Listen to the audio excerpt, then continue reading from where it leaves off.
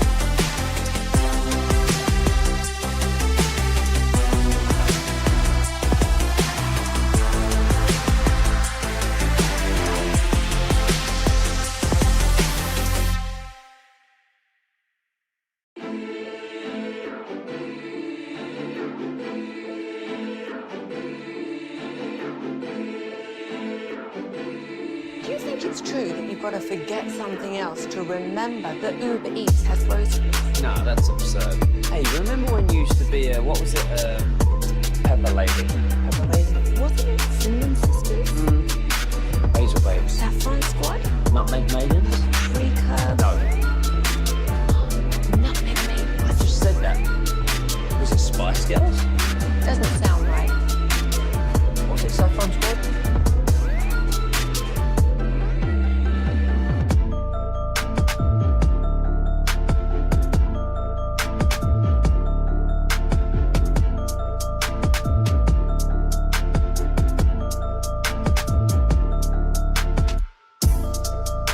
HD1, Dallas, Fort Worth. Let's go, Cowboys. An Odyssey sports station.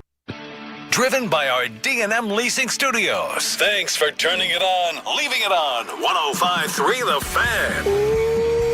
Welcome in, DFW. Glad to have each and every one of you on board on this foggy, and I do mean foggy, Sunday morning as we barrel towards the end of October. This is the part of the intro where I say, my goodness, Chris Arnold, this year has just flown by. We are less than a week away from Halloween. That is the three-time Hall of Famer, Chris Arnold. Got you down. We've got the one, the only, the creatist of the creatist. I feel like you're trying to figure out how, because Trevor the Creator is that's a lot of. That's a mouthful. It's a mouthful, Mr. Trevor the Creator. Like it's a lot to say. The creator. Hey, yeah, I love it. Hey, guys. One day something will stick. Creatist of the creators will not be that today. Nonetheless, Trevor Beck, our esteemed Stars correspondent here today. They have not won since he started covering the team. Whoa, they won last night. Chill out here. Hold up. Hold up. Wait a minute. They won. Congratulations to the Stars. Before we get into some sports, though, yeah, you mentioned it's foggy for people who have not gotten up yet. I did. It is very, very, it's London, okay? It's that foggy. You cannot see your hand in front of your face. But guess what? It's going to burn off. It's going to be a beautiful day this afternoon. It's going to be a high of 74. There we go. Picture perfect, not windy. all this fog's on this. If you have a flight to catch right now, you're screwed. You're going to be, Those planes, just check and see if the delays, because literally you cannot, and it might be kind of dangerous on the highways if you're driving fast, because you can't see those cars in front of you unless they hit a brake. No, you got to be careful. I would strongly recommend that anybody out there bebopping around the DFW today. Although let's call it what it is. And I know you come from the south side. I came from the north side, and traffic light. Traffic is light on a Sunday morning. It's like nobody's out and about. In fact, that's the good thing. But that doesn't mean you need to go fast, because you might. Well, you no, can't you shouldn't. see. You can't shouldn't. see. It'll burn off by noon. That's But that's like 3 hours from here. But that's enough time for you, ladies and gentlemen. 877-881-1053, 877-881-1053. That is time for you to wake up, get your morning Joe, maybe take a stroll around your neighborhood. Walk the dog. Walk the dog. Hell, walk the cat. I saw a lady in my neighborhood, in my apartment complex, walking her cat. Do I think it's insane? Yes, I do. Would I walk a cat? Probably not. But hey, she wasn't walking the cat. The cat was walking her. The cat may very well have been walking her. I saw a bumper sticker that explained the difference between dogs and cats. They said cats don't snitch. They don't work for the cops. What it is it said, dogs have masters, cats have staff. Yeah, no, I'm telling you right now. You can't tell a cat what to do. Look, I have flirted with the idea of getting a cat.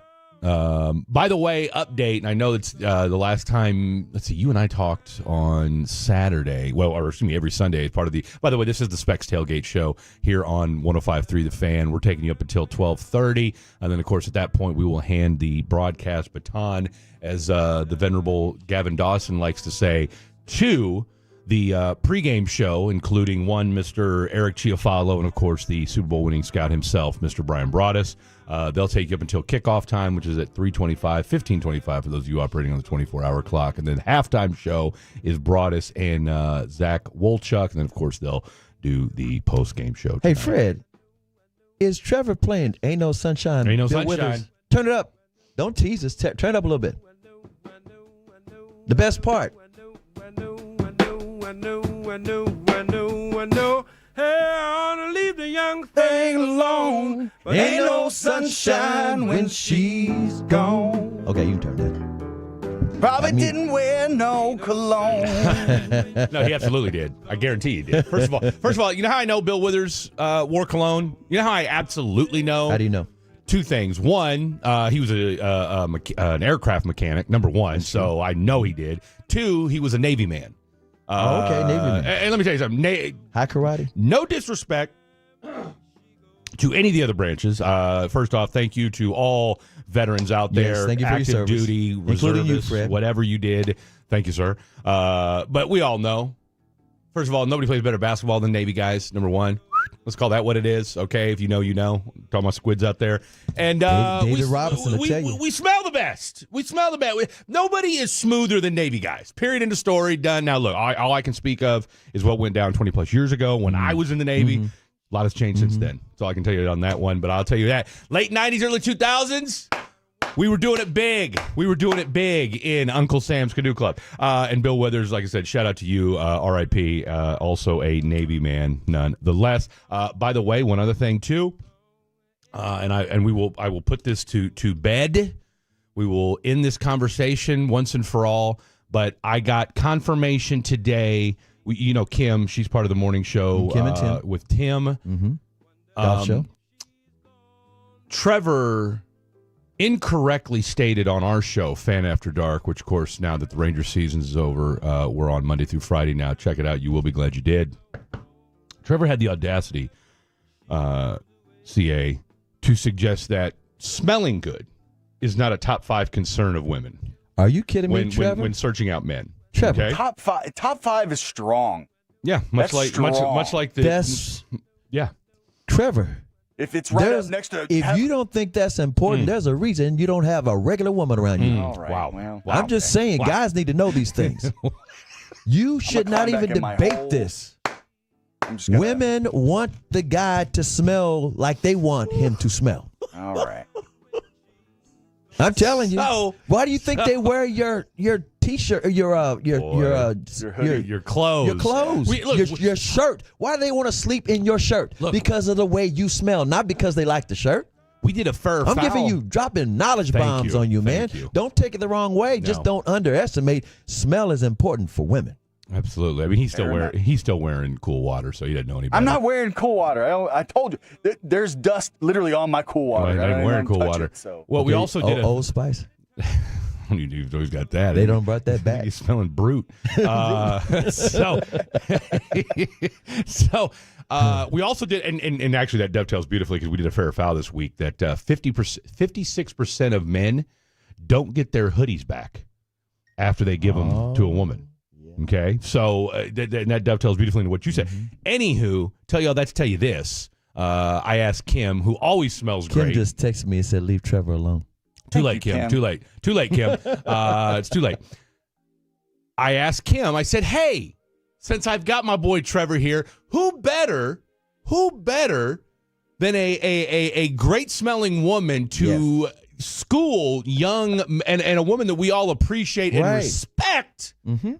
Who better to confirm what I was trying? That's all I wanted to do was just confirm what I've been trying to tell him. And so that way to hear it from not just me, Blake, and you, but to hear it from Kim as well. So now we can all finally put this to rest. We will find a suitable cologne for Mr. Trevor at some point. So I just wanted to get that out of the way. Send those recommendations.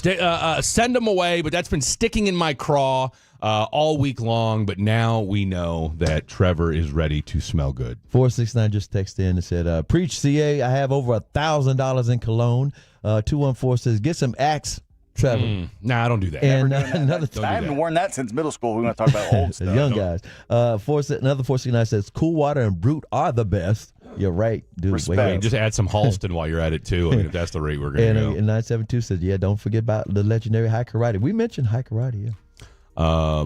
Look, I'm a Tom Ford guy. Anything Tom Ford, I'm all about. I don't even know the names of stuff. Like I couldn't tell you what's like. Look, what's that's good. okay. That's okay. It's okay. See, I don't know if you're familiar with this. There's this thing called the internet. It's a fascinating tool. Man, I don't trust the internet, bro. And what it'll do is it'll point you in directions that you can learn a thing or two about said sense. But like I said, we're going to bring something to you this week. So stay tuned for that. But like I said, it is the Specs Tailgate I got show. this cologne that I wear from time to time. Yeah.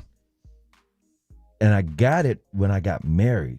My wife had the great idea, let's get married in Las Vegas. That way both families can have stuff to do and we don't have to entertain them. It's a good idea. And we got married at the Bellagio. They have a chapel underneath it. It's big as a church. It's like a mega church down there. And it was really, really nice. And in that gift shop, they had this cologne called Bellagio. Ooh. And I got some. Yeah. And I was like, this is the perfect scent for me. Yeah. And that's the only thing I wear. And see, that's I don't wear it all the time, but I wear it. That's what I'll wear. And see, CA just hit the nail on the head right there.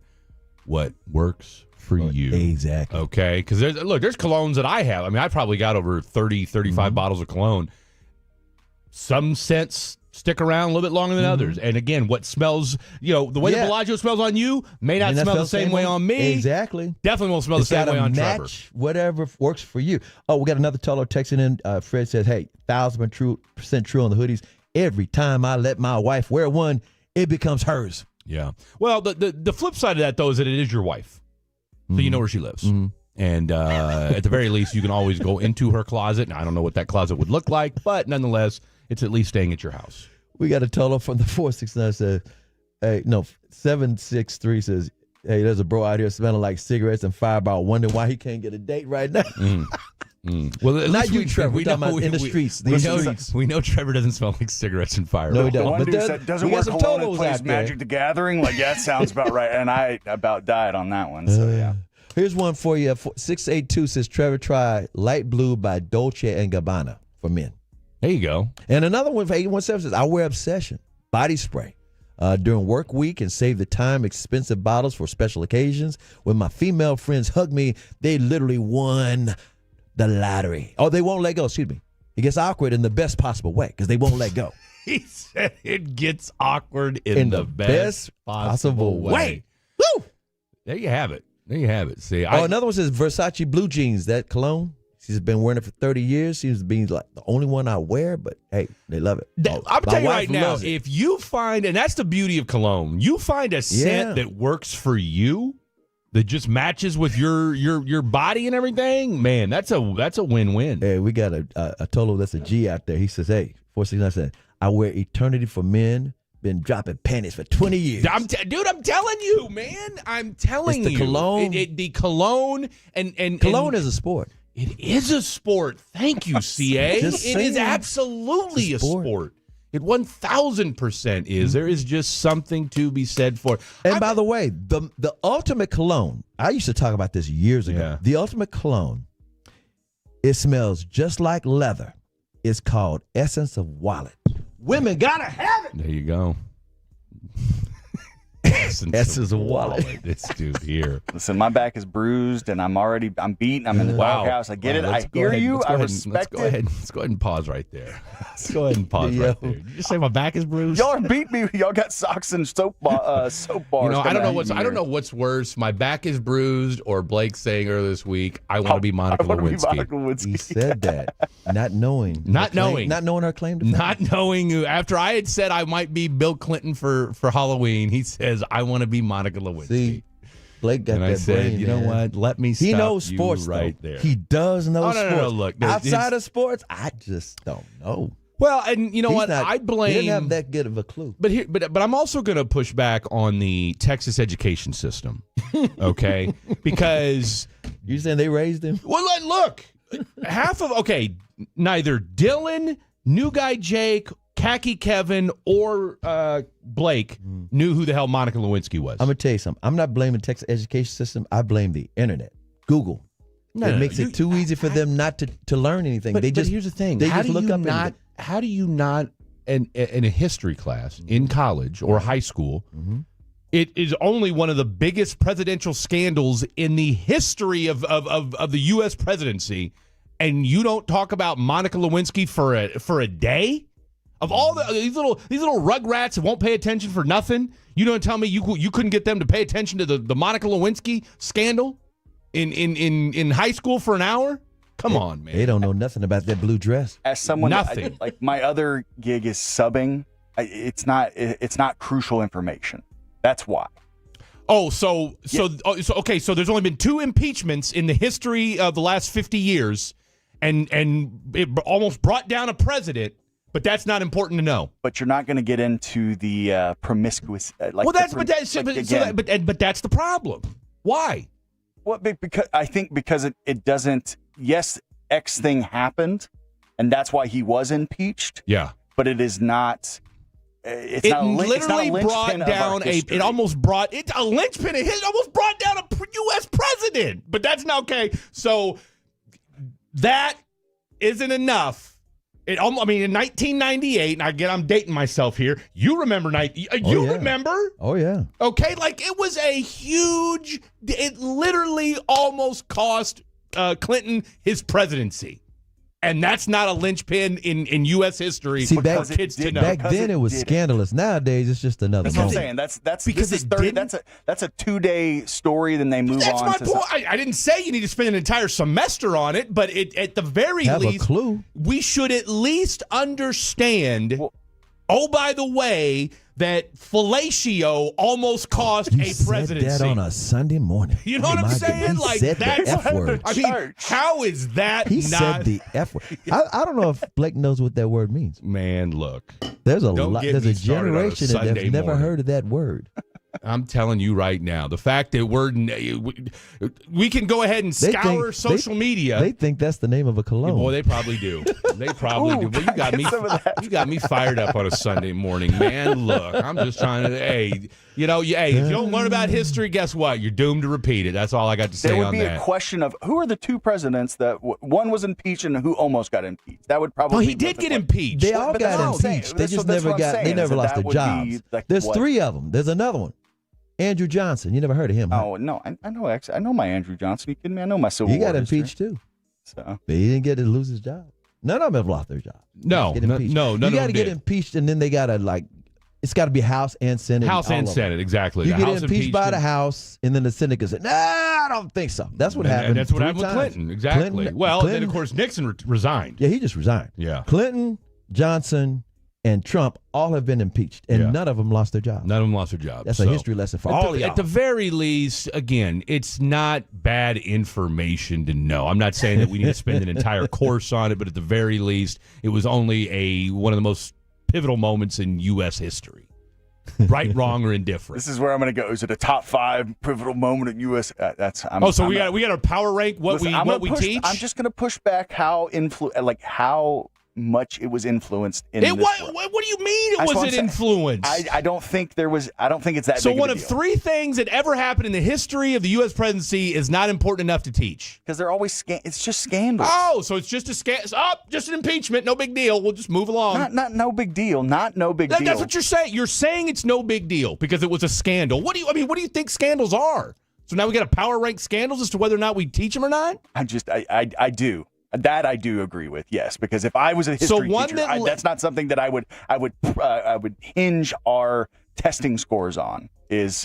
Why was Bill Clinton impeached? That's all I'm saying. Boy, I hope you don't teach my kids. And no disrespect, but that's absolutely disrespect before we go anywhere. No, it's absolutely not. The fact that because of what a scandal looks like is going to determine whether or not we teach a kid or not. That's preposterous to me. Like, is it great history? No. But is it history that's worth learning? In the fact that it's the last 30 years of our country, a president did what he did, right, wrong, or indifferent, and we're not going to teach it because, it rose to the level of a scandal. That's preposterous to me. It would make a great documentary, but it should not be a building block of our education system. Who's a building block? Yes. So not knowing what happened to him isn't worth knowing. No, I think it is. Sure. So we shouldn't teach kids who are sitting there scouring the social media and all the nastiness that goes on. But God forbid we teach them what happens to one of our own presidents. Again, I'm not saying that is a problem, but it should not be a building block. Who said a building block, Trevor? I said because teach it in class. Who cares? So Watergate's worth knowing? I think it is worth covering. Absolutely. So Watergate's worth covering, but Monica Lewinsky isn't. I'm not saying that. That's exactly what you just said. I'm saying it being a building block of it needing a whole day. No, not a whole day. Trevor, I don't think it needs to be a whole day. The bottom line, he was wearing cologne. We got a break, man. That's why it happened. I'll tell you what. That's why you know what? That's why I love Trevor right there. Because you know what? We can have a little conversation and disagree and still be friends at the end of it. All right. Here's what we're going to do. We've got a lot of Cowboys to get to. Look, I don't know whether he wears cologne or not, but I'll tell you what. He does have a headache, and I'm talking about Trayvon Diggs. All right. Trayvon Diggs, big news yesterday, moved to the injured reserve. What does this mean for Trayvon Diggs, and kind of what is this defense going to look like? Because suddenly that secondary, which was already problematic to begin with, now is down one less guy. Yes, I get it. We're going to get Revel back at some point, but what are you going to expect out of him? And what does this secondary look like against this Denver Bronco team? Lots to get to. Your text messages and more. 877-881-1053. 877-881-1053. That is the Franklin Injury Attorney text line. It is the Specs Tailgate Show. That's Trevor the Creator. That is Chris Arnold. I'm Fred Davis. Don't go anywhere. This is The Fan.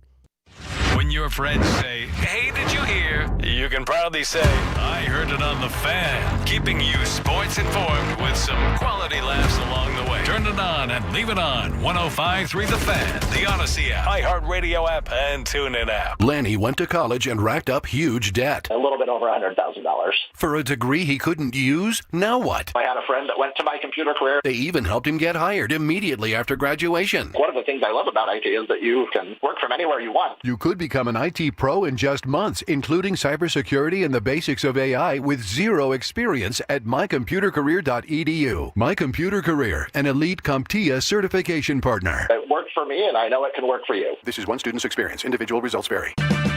Check engine or ABS light on? Take the guesswork out of your warning lights with O'Reilly Veriscan. It's free. Ask for O'Reilly Veriscan. O'Reilly Auto Parts. We asked parents to share their journey of adopting teens. They changed who I am because I can't see life without them in it. Visit adoptuskids.org to learn more. Brought to you by Adopt US Kids, the U.S. Department of Health and Human Services, and the Ad Council.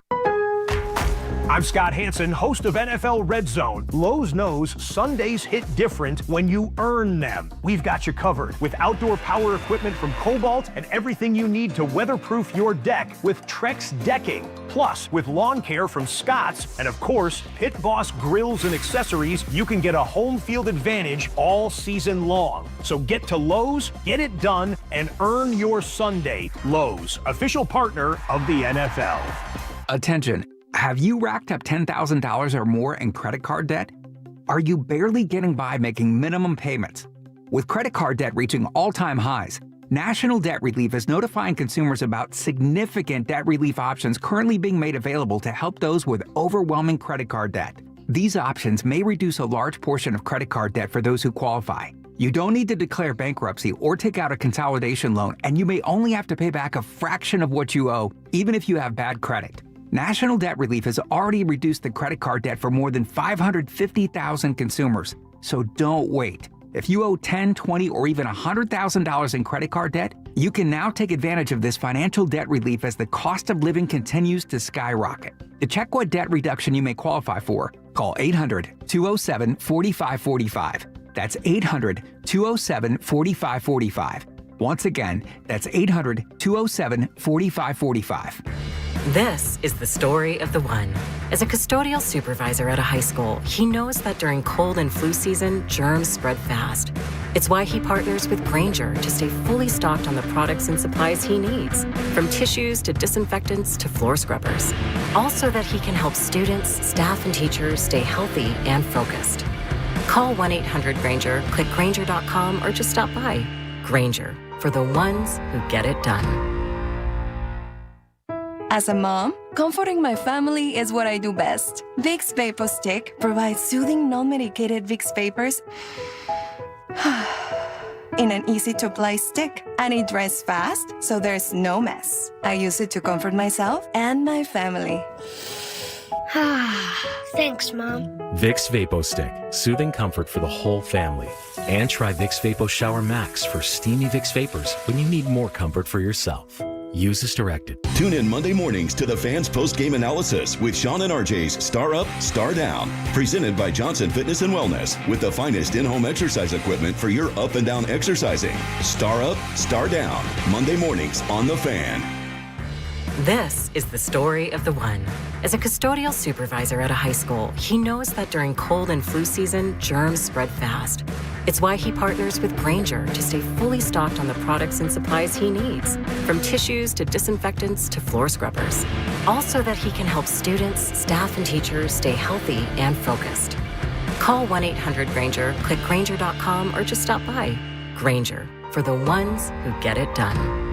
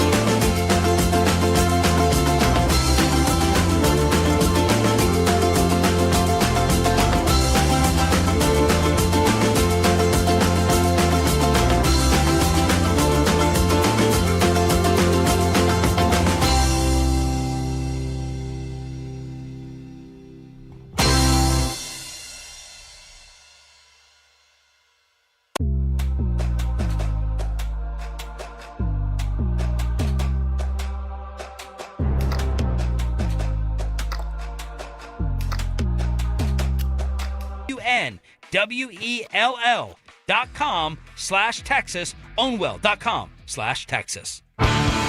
This segment of the Specs Tailgate Show is brought to you by the Frankels. If you've been injured in a car or truck wreck, call Frankel first. 214-817-333-3333. With Frankel & Frankel, there's never an out-of-pocket cost, and they only get paid when you win. Frankel & Frankel, the go-to car truck wreck attorneys in Dallas. Thank you, Trevor, the creator, a.k.a. Trevor Bat. Real quick, what was the score last night? Dallas Stars? Yeah. 3-2. Who'd they beat? They beat the Hurricanes, Carolina Hurricanes. Was that game at Carolina? No, it was here. It was here in the AAC? All right. So they're now, 4-4 on the year?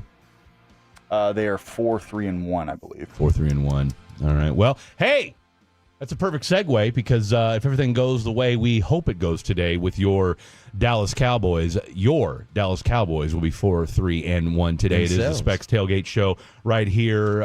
Don't forget they are the official partner of the Dallas Cowboys. Cheers to savings for your Specs Tailgate, folks. And I know there's plenty of you that are going to go out and get you some Specs today, get you lathered up. Why? Because, let's call it what it is.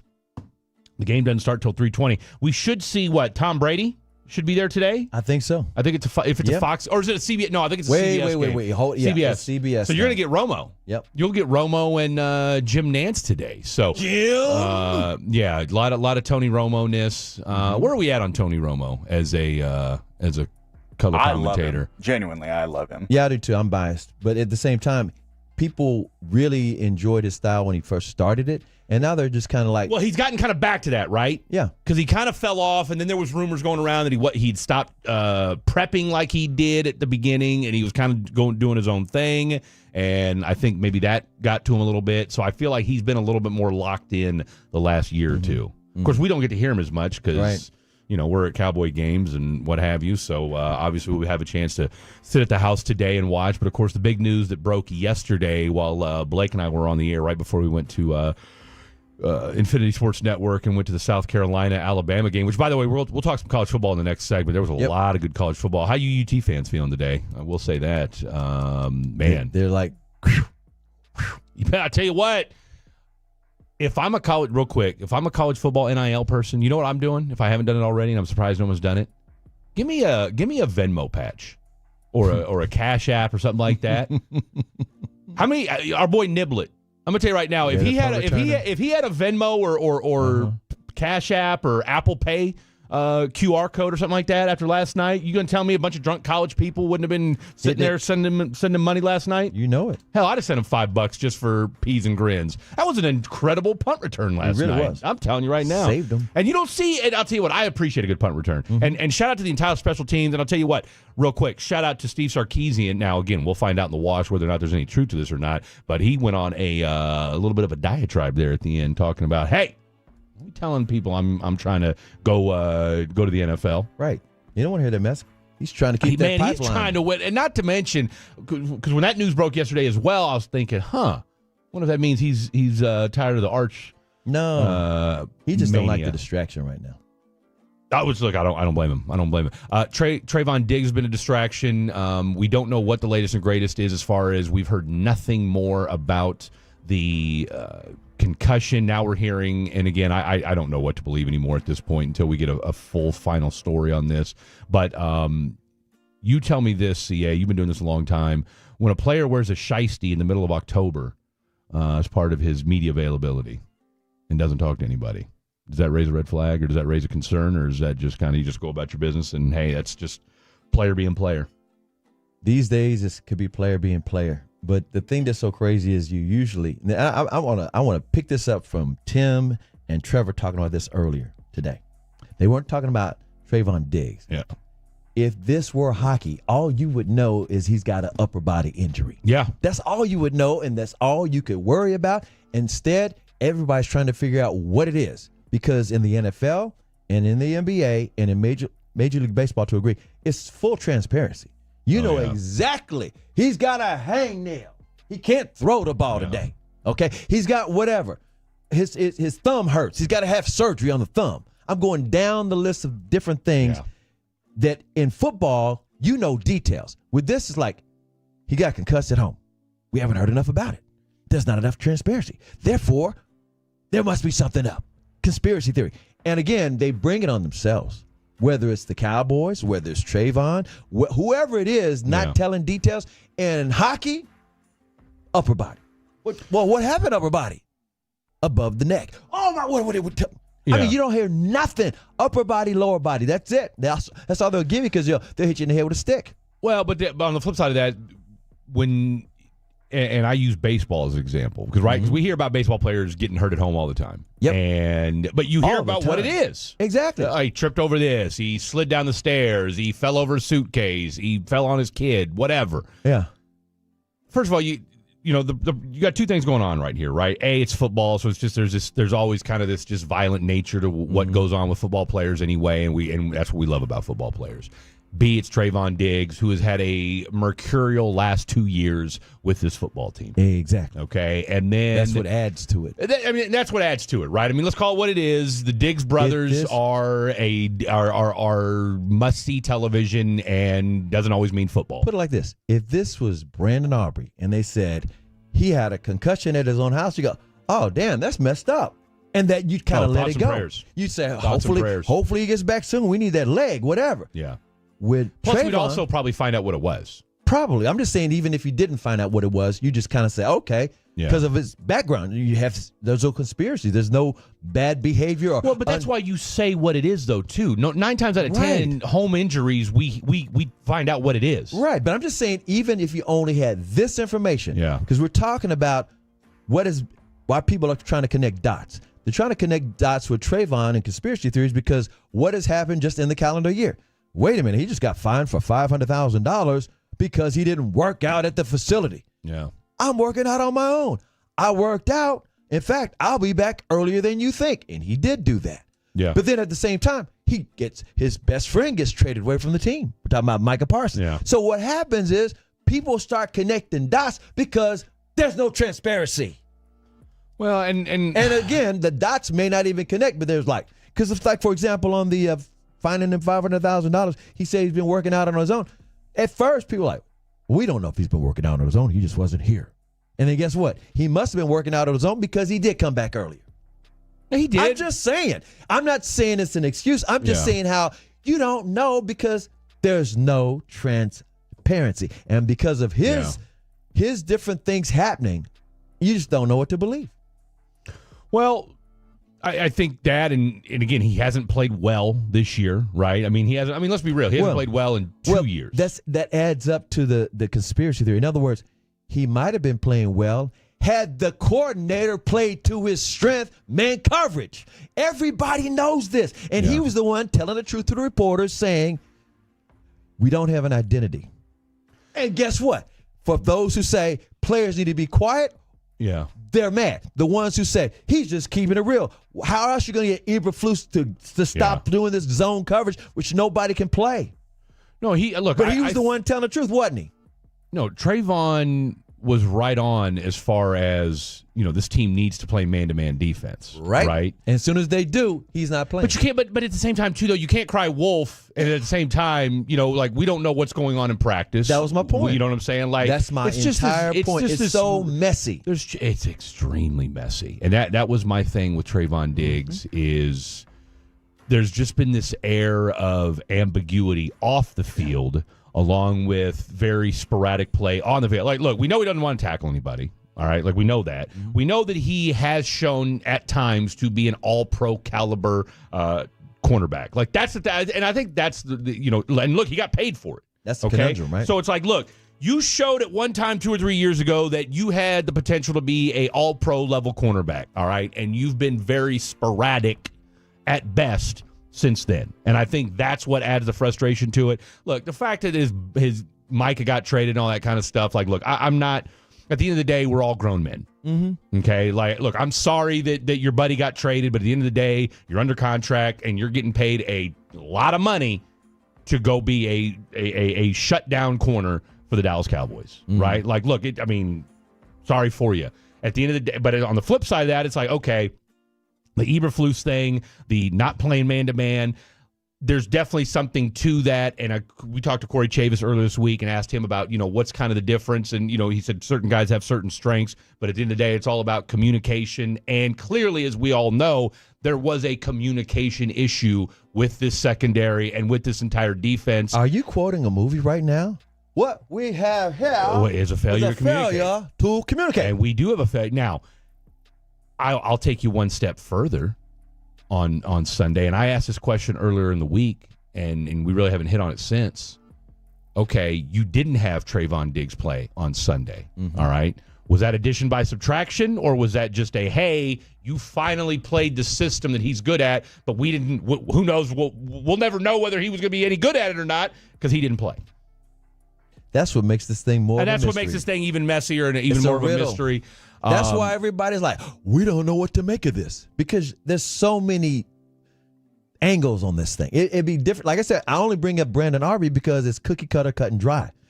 With Trayvon Diggs, because of all the different things, I just listed them all. Yeah. And you just checked them off the list and said, that's why we don't know what's up.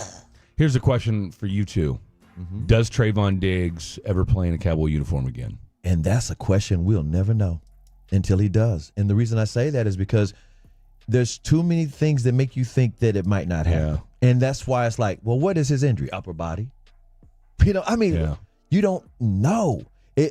And right now, they're not going to have him play because he's on the injury list. So it's like, okay. No, he's on the IR, so which means that he's unavailable for the next 4 games. He can still be traded, though. Of course. And I'm of the belief that if the right offer were to come along, that they would trade Trayvon Diggs. I think it's best for both parties at this stage of the game. Put it like this. It would probably be that way if the secondary looked okay. In other words, the rookie that's been hurt that's supposed to be showing up any day now. Revel. If Revel plays well, we don't really need the headache. We don't really need Trayvon. If they get burned, because Denver's offense is pretty good. If they get burned, they're in trouble because you're trying to win now with Dak being his age and playing so well. You don't want to waste this offensive season. Well, look, you're already out 4 games. But in my mind, the best way to keep value of Trayvon Diggs is not expose him to being out there in bad situations. In other words, I'm not talking about injury situations. I'm talking about looking bad. You see what I'm saying? In other words, I think it's too late for that. It may be, but the point I'm trying to make is before the season started being played, with Eberflus trying to do his system, Trayvon Diggs had a great reputation as when he's healthy, look what he can do. But see, soon as you start doing all this zone, and all of a sudden, where's Trayvon? His man burned him again. He won't tackle it. You see what I'm saying? In other words, if you leave him out there in that mess, and maybe that's his decision. I was we going don't to say, even know. but there's still a culpability that goes to it. Because look, we had no problem. We still had no problem dogging Bland. I mean, but to your point, you finally did see man-to-man coverage and guys. And look, a lot of it just Bland took it to the house. And a lot of it too is just comfortability, right? I mean, again, there's something to be said for you can't coach aggression, but you can coach confidence, okay? And right now, you've seen a defense that over the last 6-7 weeks has not looked confident. They look confident against the Commanders. Now, we're going to find out today, and we're going to talk about this in the 10 o'clock hour. Whole different story when you've actually got real bona fide NFL wide receivers out there. And put it like this. The Cowboys have not beaten the Broncos since 1992. That's wild. Just so you'll know. You weren't even born yet. I wouldn't. No, I wouldn't. That's crazy? That's a long time. That's a That long was time. before they were winning somebody. Super Bowls. You weren't even a glimmer in your father's And for eye. saying that for me to not be a glimmer in somebody's You're eye old. versus like, I'm old. You're old. I'm old. You're old. You're not I'm as Monica, old as you. You're not. Hey, you're not Monica Lewinsky old. No, that's not. No, not in that realm. You're old. I was 8 years old when that happened, so I just remember watching. We'll talk about this off air because me and CA were talking about this during the break. There's also something to be said for having been alive during that time. Because you're right. You got your generation, you guys have been desensitized to scandal. Mm-hmm. Yeah, we could have a scandal right now, and by this afternoon, we'll be sitting there watching football, and nobody will remember it. And that's just an unfortunate part we live in today. Well, I think this gambling stuff's still kind of not as big of a deal as. We're done. We're over it. We're over it. And I'll tell you what, I can't wait to find out more about this. They're saying that maybe Chauncey Billups was kind of coerced into doing things, potentially. So this whole story, I mean, literally everything's just one big Netflix documentary these days. That's Trevor. That's the three-time Hall of Famer CA. I'm Fred Davis. What a day in college football yesterday. Man. Especially. Rough day for Boomer. Rough day for Jayhawks. Great day for Gig'em. Great day for Horns Up. Lots to get to. Don't go anywhere. Let's talk college football next. Whatever you're facing, whatever you're struggling with, the 988 Suicide and Crisis Lifeline can help. Trained counselors are available 24/7 to provide.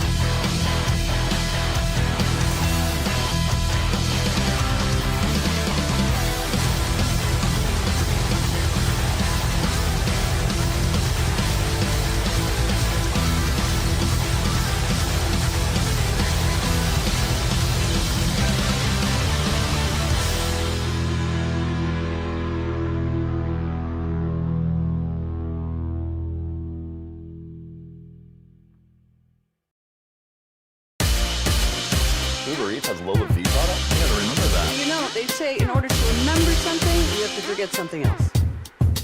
Okay, now that is a very cute haircut. That's like a little shag. I've never seen it before. Well, I mean, of course you have. So Rachel. Oh, is that your name? No, I mean, what's your name? No, I'm Jen.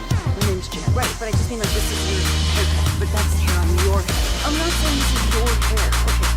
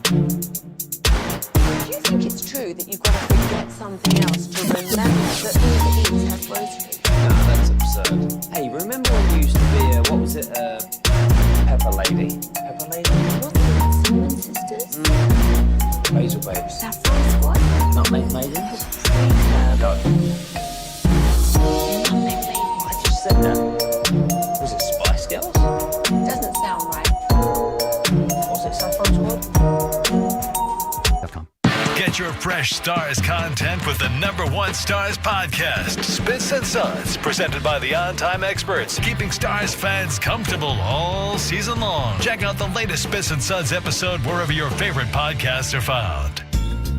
This segment of the Specs Tailgate Show is brought to you by Classic Chevrolet. If you're in the market to upgrade your vehicle, get to Classic Chevrolet in Grapevine. Back-to-back #1 Chevy dealership in the world. They got more new Chevys than anyone, all priced to sell. Silverado, Tahoes, Blazers, Malibus, Equinox, and more. Visit ClassicChevrolet.com. This is Texas. This is Classic Chevrolet. Together, let's drive, relax, and enjoy the difference. Based on new Chevy restrictions 2023 and 2024. All-time banger of a song right there, if we're being honest with ourselves. I need to get this as a bed. I need to Casey, do some work JoJo. on it. It's good. Specs Wine, Spirits, Finer Foods, proud partner of the Dallas Cowboys. Cheers to savings. This is the Specs Tailgate Show. How do you want it? How does it feel? Growing up as a Trevor in a casket. Trevor. I like the way you did that. By the way, 877-881-1053, 877-881-1053. Let me make one thing clear about what I said earlier in the show. I would let Trevor teach my children. We may fight. We may throw hands at the parent-teacher conference, but by God, I will let Trevor teach my children. If you were at the Cash Money No Limit versus last night, we want to hear from you. 877-881-1053. I heard No Limit. Nah. You know, Master P tried out for the NBA. That's one of those CA. Couple different times. He came to Dallas. He would always come to Dallas, come over to K104, and he was always telling me he wanted to try for the NBA. Because he's like, what, 6'3", 6'4"? He's a big dude. But here's the thing. This is when I realized it wasn't going to work. Yeah. Okay, he tried it. He wanted to try it with the Mavericks. And Turdima Asri, the president of the team at the time, he said, it's just not going to work. We just can't do that. We're not in the position to do that. It would seem like a sideshow for us. I kid you not, about a year later, Mavericks are playing a preseason game against the Charlotte Bobcats at the time. Yeah. Master P was on that training camp roster. He got a little tryout. But guess what? Did he get one with Toronto too? Yes. Yeah. So check this out. I miss those days. He didn't ever play in an NBA game, but he played in this exhibition game at Reunion Arena against the Mavericks, and I kid you not, his legs were like pipes. He just did not have the right build. You could be little like a guard and look quick like AI, Allen Iverson. He's not that guy. No. He's kind of from the waist up. He's strong looking, pear-shaped. And of course the shot wasn't dropping because he was nervous. Yeah, but he had a cup of coffee. Look, and we he's could good all. People, by the way, he's very rich because you remember MP3, the on your phone like Walkman. Yeah. MP3. He put money into that in Japan. That's when he got rich. Yeah, it wasn't just the record company. It was the fact that he put money, invested in MP3. It's kind of like 50 Cent invested in Power Water. In vitamin water? Vitamin water, yep. Yeah. No. Let that money work for you. Well, and let's not forget, Make 'Em Say the remix was, the video was them playing basketball. Was the No Limit Soldiers playing basketball. In fact, I want to say Shaq. There's sports to this. Look, hey. Now, the sad part about the No Limit versus Cash Money versus is that there was, to me, the best rapper, like homegrown from No Limit, was Always See Murder, who's in prison and isn't getting out anytime soon. I will give a shout out to Fiend 504, if you know, you know, who has agreed to come on the show, by the way. We just have never been able to find a time to figure out because at first he wanted me to pay him, and I said, "Look, Fiend, this is sports radio, big dog. We don't. It don't work like that. This ain't a podcast, homie. We ain't doing it like that." So he said at some point we would get on and have a conversation. But Silk the Shocker, maybe the worst rapper in the history of rapping. Called a hookup. Certainly in the top 10. Okay, hookup. Better than Lecrae? Wouldn't know. Wouldn't know. Had you ever heard of Lecrae? No. Okay. Thank you. Yeah, Sorry. that makes two of us. That's two old heads who don't know who the hell Lecrae is. All right, well, sure. And I get obviously you said he's not that good. No, he's. Why would we want to know somebody that's not that good? He's very good. No, he's like the biggest Christian rapper out there. Oh, okay. I'm familiar with his fine work. And I got lambasted on these very airwaves a couple days ago because I had no idea who Lecrae was. I'll tell you what I did know though. Everybody said we were sleeping on Mystical. You know Mystical got it. Come on, man. I'm trying to remember if he was homegrown. See, I thought he was with Jive first before he went to No Limit. I don't know. That's what I'm saying. I'm just saying from a homegrown perspective, because if we're going to argue that, I mean, look, I would argue Snoop Dogg. I mean, the last meal was outside of Doggy Style. The last meal was hands down his best record ever. Master P saved him. Oh, $1,000. No, he's told stories about that. Him, yes, because Suge Knight was going to get him. Suge Knight was going to get him. He wanted to put out a diss record against Death Row, which I get it. He was in the moment seemed like a good thing to do, but Master P talked him out of it, right? And so he was broke. Him. He was broke. Snoop Dogg was. Again, the game is to be sold, not to be told. Good, not great. It had a couple decent songs. I think we were just excited because we'd never heard Snoop with No Limit production before. He's always West Coast. But the last LBC. meal, his last album with No Limit. I'm sorry, but that's a top 2 or 3. Eminem. That's a top 3. 214 said, "Damn, you know your stuff. Respect, sir." I mean, I'm 44. I grew up in that era. Right? Well, it's not just the era. Yeah, you're old. You but you got to be familiar with you have to area. You have to be. Somebody from New Jersey wouldn't know that stuff. Come on.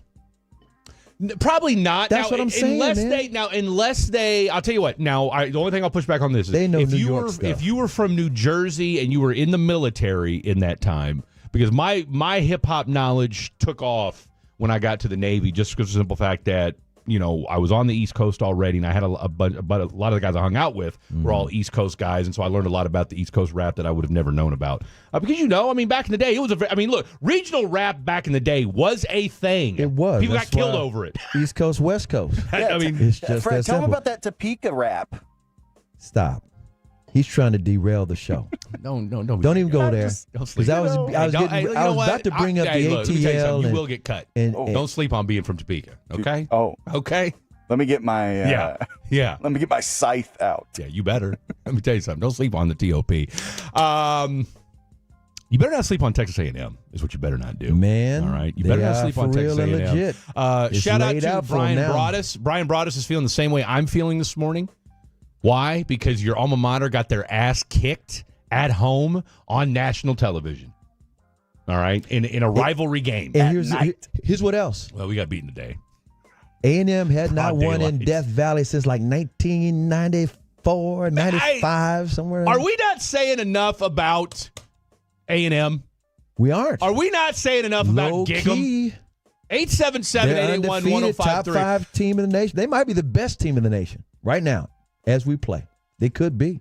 We don't know yet. Listen to the pot stir over here. Listen to the pot. Let me tell you something right now. We're doing Tolos on the telephone at 11:20. All right, we're going to do a Tolos on the telephone at 11:20. Let me lay out the rest of this program for you. We'll get to we'll probably do a little more college talk at some point. Obviously, we've been kind of all over the place this morning, but it's a Sunday morning. It's foggy as all get out, and we're just having a good time. We're going to talk about these noon games coming up. We're going to talk about some of them afternoon games. We'll have a CA Story Confidential. That's going to go down at 10:40. 11 o'clock, we'll revisit kind of any news and notes and anything happening with the Cowboys, as well as we will touch on this UT game a little bit as well and do a full roundup on all things college football. And then 11:20, Tolos on the telephone, all right? 877-881-1053, 877-881-1053. At that time, you will call into the program.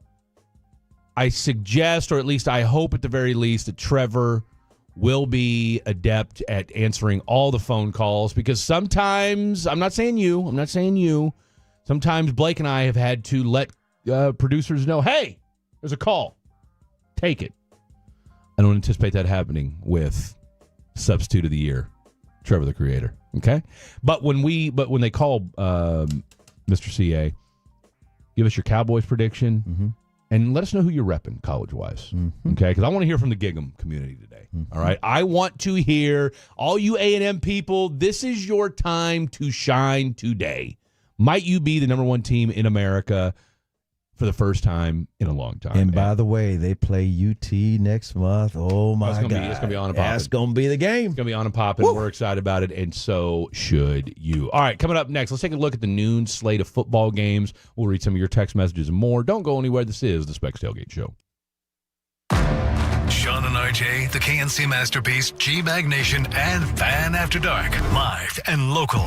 Turn it on and leave it on. 105.3 The Fan and our Odyssey, iHeartRadio, and TuneIn apps. Feeling stuck on your own 10-yard line in the career game? Maybe it's time to just go for IT. My Computer Career has the game plan to score a rewarding new IT career in months. Whether you're a rookie, a breakout career changer, or a military veteran ready to serve. Why spend years chasing a college degree when you can fast track your future in IT starting now? Take your mark, get set, go for IT. Take the free career evaluation at mycomputercareer.edu today. Financial aid is available to those who qualify, including VA benefits. Yardbird's Southern Table and Bar. Dive into succulent, mouth-watering Southern comfort fried chicken like no other. Creamy lobster mac and cheese, juicy ribs like Mom used to make, and top it off with a warm cinnamon roll. Plates to feed the entire table, or for your own person.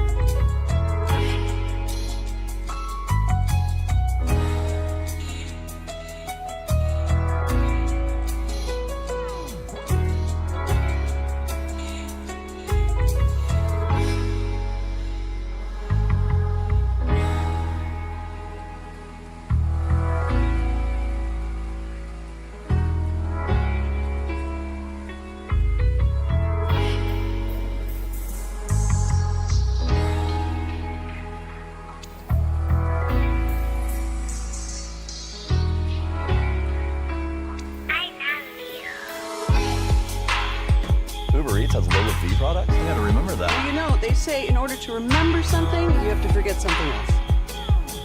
Okay, now that is a very cute haircut. That's like a little shag. I've never seen EEK.com. This is the exclusive home of Dallas Cowboys football. KRLD-FM and HD1, Dallas-Fort Worth. Let's go, Cowboys. An Odyssey sports station. Driven by our D&M Leasing Studios. Thanks for turning it on, leaving it on. 105.3 The Fan. Ooh-wee. Hour number 2 of the show happening right now here on the Specs Tailgate Show. That is the three-time Hall of Famer, Mr. Chris Arnold. Got you down. That is the one, the only Mr. Trevor the Creator, a.k.a. Trevor Beck, behind the glass, our esteemed, one of our 2 esteemed stars reporters who were you. Now, so did you go to the game last night? I did not go to the game last night, unfortunately. I had to be up early today. I didn't want to be out and about, so but I watched it like a hawk. So don't me. Listen, I still got to work up the courage to talk to this girl. I think that's why I haven't. If you're scared, say you're scared. I'm scared. Scared. I'm not. You know me. I'll say the truth. I'll say it with my chest. I'm scared. Darn right. I wouldn't say anything just yet. Well, no, but that's what I'm saying. But you said you got to make something happen so these stars don't lose. And you do, and maybe just showing up would help. Well, I didn't show up last night, and they won. And they didn't show up the game before, and they lost. So interesting. It's an interesting conundrum that you find yourself in. Way to sabotage the start season. 7 games in. Way to go. Appreciate that. I work hard here. Okay. we know you do. I will give you that. You are a hard worker here at 105.3 The Fan. Week 8 of the National Football League is upon us. The Chargers beat the brakes off. Who the hell the Chargers beat on Thursday? Who was that? Minnesota. Yeah, Minnesota. Man, I'll tell you what. And people were Carson Wentz. People were giving Kevin O'Connell a hard time, saying you don't care about Carson Wentz.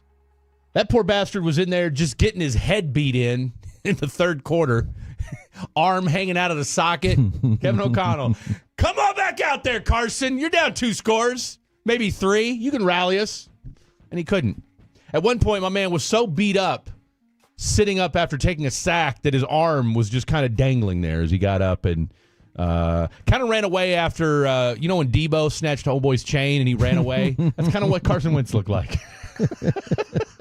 Kind of like our chain now. Kind of like our sack now. Friday. Is what it looked like. So if you remember that, if you know what I'm talking about, you're laughing right now, and I hope that you are. Would you teach the kids about Friday? I would make references for sure. Okay. Would you show the movie, though? Absolutely not. Nah. Huh? You wouldn't show Friday in school? No. It's not as bad as the reality show they watch right now. I don't want you to teach my kids after all. I'm taking my kids back out. Oh, come on. There's nothing wrong with Friday. You won't show them Monica Lewinsky. You won't show them lessons in Friday. I know, and I'll teach those life lessons. Chris but I'm not going to show hilarious. them on Ice Cube, that started his career. Screen, my smart projector. Why is it every time I'm in the kitchen, you're in the kitchen, eating up all the food?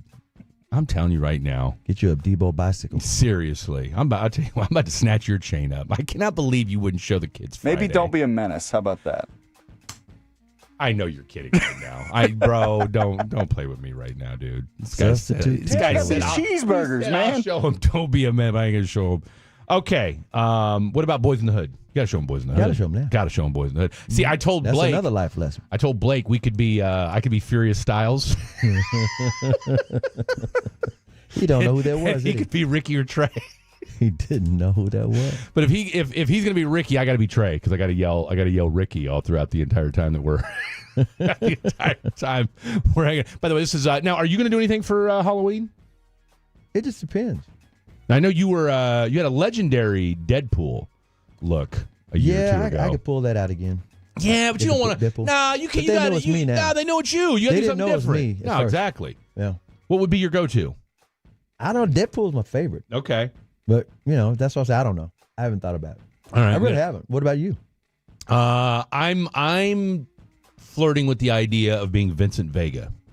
Ah, okay. Which, of course, half the staff that I work with has no idea who Vincent Vega even is, so because they've never seen Pulp Fiction. So they're looking like, whoa. Yeah, seriously, no clue.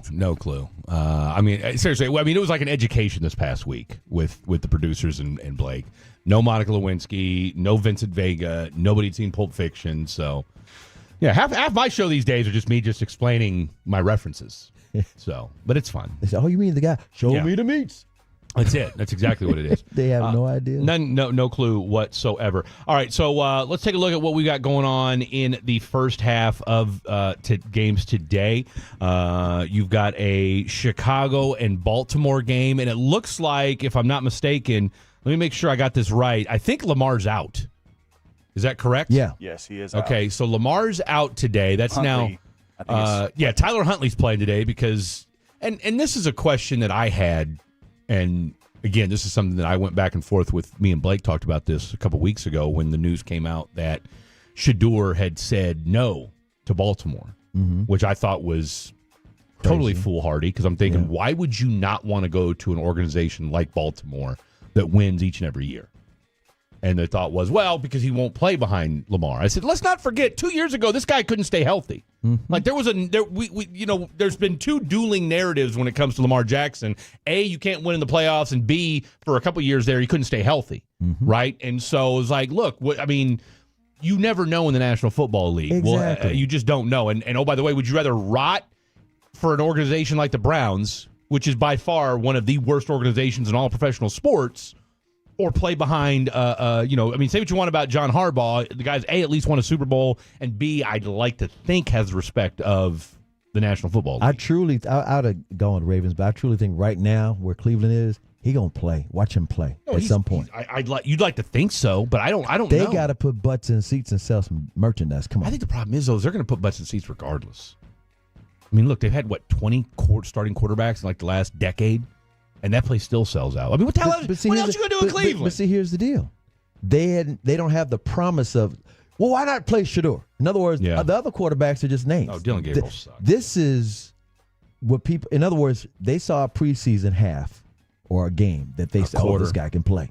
This guy can. And so that's what's going to play out. Yeah. They're going to want to see him because the more they lose, the more they're going to want to see him. That's why I say he's going to see some time. No, I'm not saying he's going to shine. I'm just saying he's going to see some time. He's definitely going to see some football in Cleveland. There's no question about that. And I just hope that he gets a fair shake, but that program is such a disaster right now. Right. There are some pieces there, ironically enough. And again, we've said this time and time again on these airwaves, that's what makes having a top-tier offense versus a top-tier defense all the difference in the world. Because let's call it what it is. The Browns have the defense. I mean, I'm going to tell you right now, if you paired the Browns defense with the Cowboys offense, this would be a Super Bowl contender. Undefeated. This undefeated. Winner. They would get 10 wins for sure. It would win about 15. You would be talking about a team that would be one of the best football teams in the last 10, 20 years if you had those two components, right? Because that's all you need. But on the flip side of that, when you've got a offense like the Cowboys, even though your defense is hot, you know what right now, you feel like, hey, all we got, we just, if we got the ball last, we got a chance.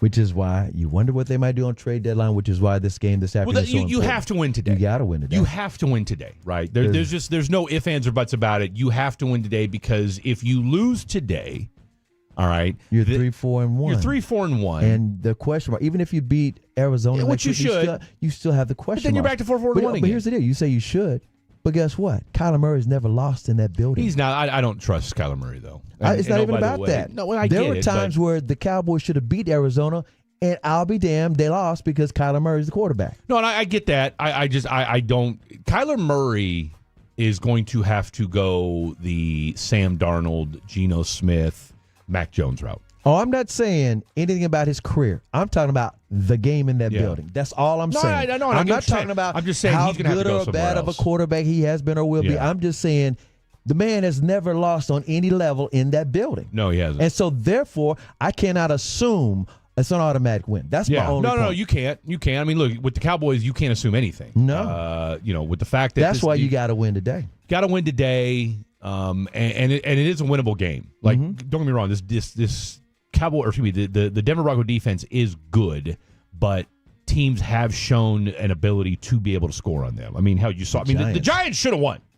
The Giants should have beat the Denver Broncos last week. Tennessee hung around. Granted, it was the first game of the season, but Tennessee hung around. Now, as our boy Eric Goodman, who we had on this week from Mile High Sports, and he was absolutely tremendous. This team could easily be 7-0, but they could also be 3-4. Right, because you should have lost to they should have lost to the Eagles, should have lost to the Giants, right? And then I think there was another game that they won where they lost. They won on a last second field goal. So I think it was the Chargers that beat them on a last second field goal. So it's just that's the beauty of the National Football League. And that's what we love about this league so much is that week to week, game to game, just because you think there should be an expected outcome, the other side gets paid too. That's why everybody loves the NFL, hater, because you just never know what's going to happen. No, you don't. Will say this. We talked about this earlier. The Cowboys have not won against the Broncos since 1992. Yeah. In the meantime, the Broncos don't lose home games that often. They've only lost 3 home games in the last 17. And here's what's crazy. They're in the same division as Kansas City. Yeah. So you would think they'd have more losses. So it's going to be a tough game.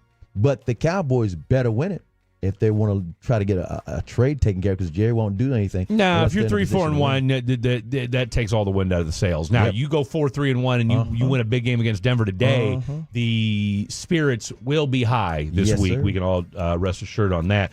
Chicago at Baltimore, that would kick this whole thing off. I think this is, and Chicago's at Baltimore. Baltimore's coming off a bye week. Again, Tyler Huntley. Again, do I think they'll be a little more spirited? Do I think it makes a little more sense from an offensive standpoint? That's why I never understood the whole Cooper Rush going to Baltimore to begin with. That said, I think Chicago right now is playing really good football, and they're buying into what Ben Johnson, and again, it just goes to show the buy-in. You have to. Well, that's number one, but number two.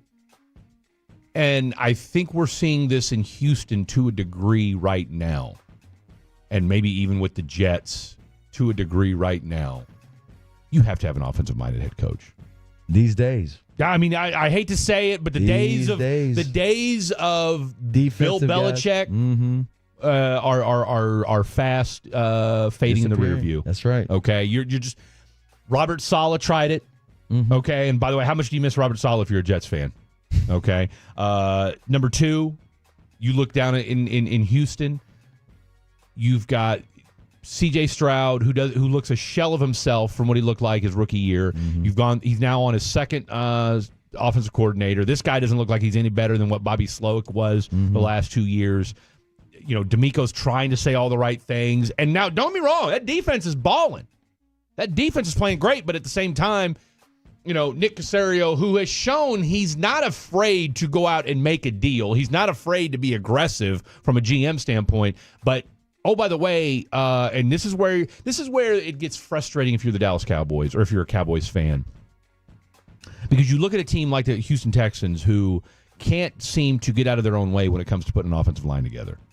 Meanwhile, the Dallas Cowboys, in the course of 2 years, have on the fly put together a pretty, because I don't know that we've said enough in 2025 because we've been so focused on how bad the defense has been and all the little riffraff and ancillary things that have gone on that we have Nate Thomas, who's been great, Brock Hoffman, who's been tremendous at center, filling in for Cooper Beebe. Nate could get traded.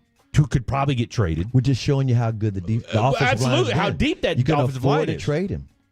TJ Bass, who's being thrown in every damn near trade conversation, and Terrence Steele, who right now is probably your I don't want to call it your worst offensive lineman because I got him a love for Terrence Steele, always a good dude, talks to you in the locker room, but probably maybe your weakest pass blocker, great at run blocking, not so great at. That's why I said earlier this week, and I got laughed out of the building because I said Nate Brown, I meant Nate Thomas. I wouldn't be surprised if we see Nate Thomas at right tackle today. Just for the simple fact that Terrence Steele, again, great run blocker, has his issues in the pass game, all right? Wouldn't be surprised if Nate Thomas comes in and spells him for a little bit today. Put it like this. It's going to be wild, and it's going to be great because you got the offensive line blocking.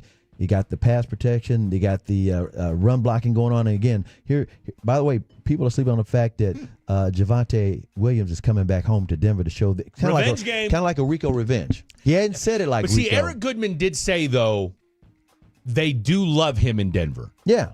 Like it wasn't an adversarial league or exit. Same thing with Rico. Rico was not a trash talker. He's just saying, "I wish you had kept me." Yeah, that's all he was saying. No, he and Rico's a great guy.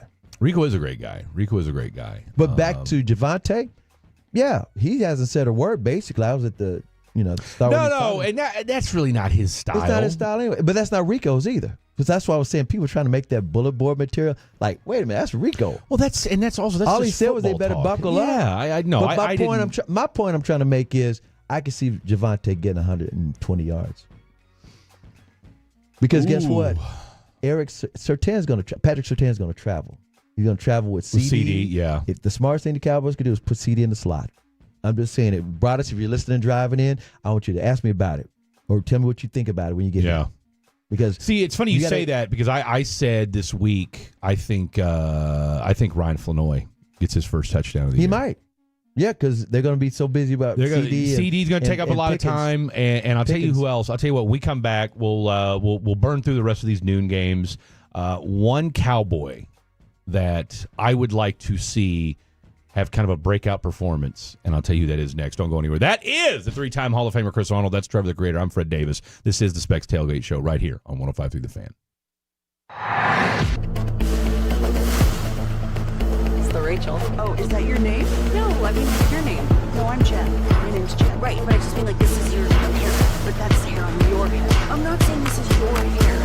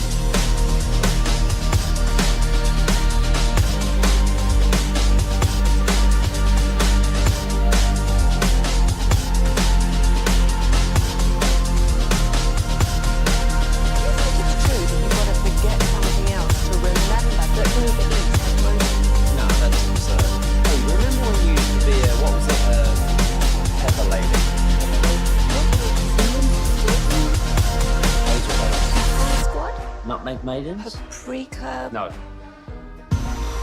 Nutmeg maidens. I just said that. Is it Spice Girls? Doesn't sound right. What's it, Saffron Squad?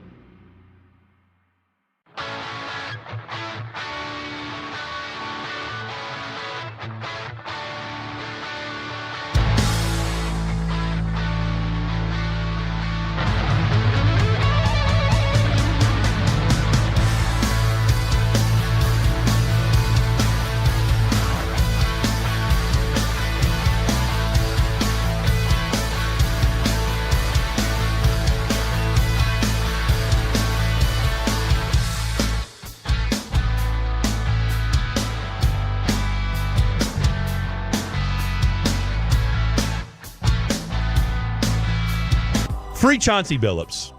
Okay? Free Chauncey Billups. That's right. You heard me. You heard I didn't know he played football. On Spec's Tailgate show. I'm just saying. Free Chauncey Billups. I'm a Chauncey guy. Was this just a poll that we're making here? Like just a statement? Or did something come out just now? He was talking about it in the break. We were talking about it during the break. Okay, gotcha. And I had seen a couple things, and I don't know if I mentioned it here, and I know I said something, I don't know if it was yesterday or whatever, but anyway, just that how the FBI, why haven't we seen more mafia people getting paraded around? That's all I want to know. Why my man Chauncey got to be the front and center? Okay, if you're going to go down that path, it's kind of like what happened with Michael Vick and the Dogs. They were mad at Michael Vick for lying. Oh, absolutely. Because they were trying to get the bigger boys. Yeah. You see where I'm going with this? Oh, 100%. They had this huge, they were going to bring down these millionaires and stuff. And Michael Vick lying just messed up their entire investigation. So they threw the book at him. No, they did. They did. So it may be one of those kind of situations. Maybe, I don't know. I think that, and they'd never had anybody quite that high profile when it came to dogs.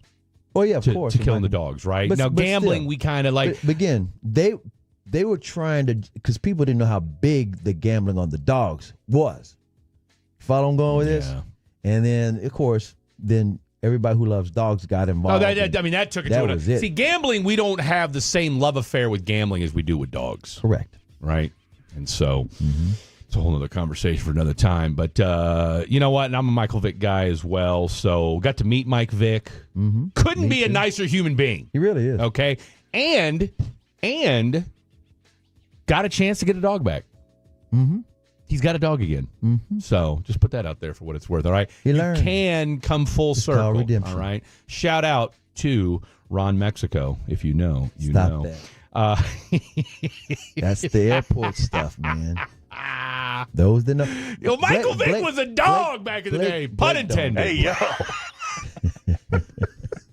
That term is morphed. That term is morphed. 2004, was it Madden? 2004 Madden. Hey, let me tell you, I don't care what anybody says. 2004, Michael Vick, John Madden, greatest video game character of all time. Period. End of story. I don't care what anybody says. I will take in 1998, 1999, Virginia Tech, Michael Vick. Let me tell you something. He's the only quarterback to beat the Packers. Well, the first one to beat the Packers in Green Bay. You could never win a playoff game in Green Bay till Michael Vick. Better than Tecmo Bowl, Bo Jackson. Oh, 1,000%. And it hurts my heart to say that. It hurts my heart to say that, but 100%. And that's why when people try to tell me, oh, Lamar Jackson's the best running quarterback of all time, look, Lamar's special. He's special. 100%. But Michael Vick was different. Different. Buffalo at Carolina. today. Give me, I think I picked Carolina to cover the spread on this game. Yeah. Buffalo should win. Buffalo's in a little bit of a conundrum right now, man. They're not the Buffalo that's dominant. No, they've lost 2 games in a row. They got a little something going on there. See, so I they can't see them losing 3. That's the only reason I'm picking them. But I'm with you. Carolina's going to cover. Carolina's going to cover. They got a formula that slow these teams down. There we go. Buffalo's a 7.5-point favorite today. I do think Panthers. But my question for you, Chris Arnold, is: have the Carolina Panthers found a little something with this Rico Daddle? Maybe you throw Chuba Hubbard in the mix now, and now you got a little thunder and lightning. And you don't have to. The quarterback don't have to carry the load. He doesn't have to carry the load. Which today it's Andy Dalton.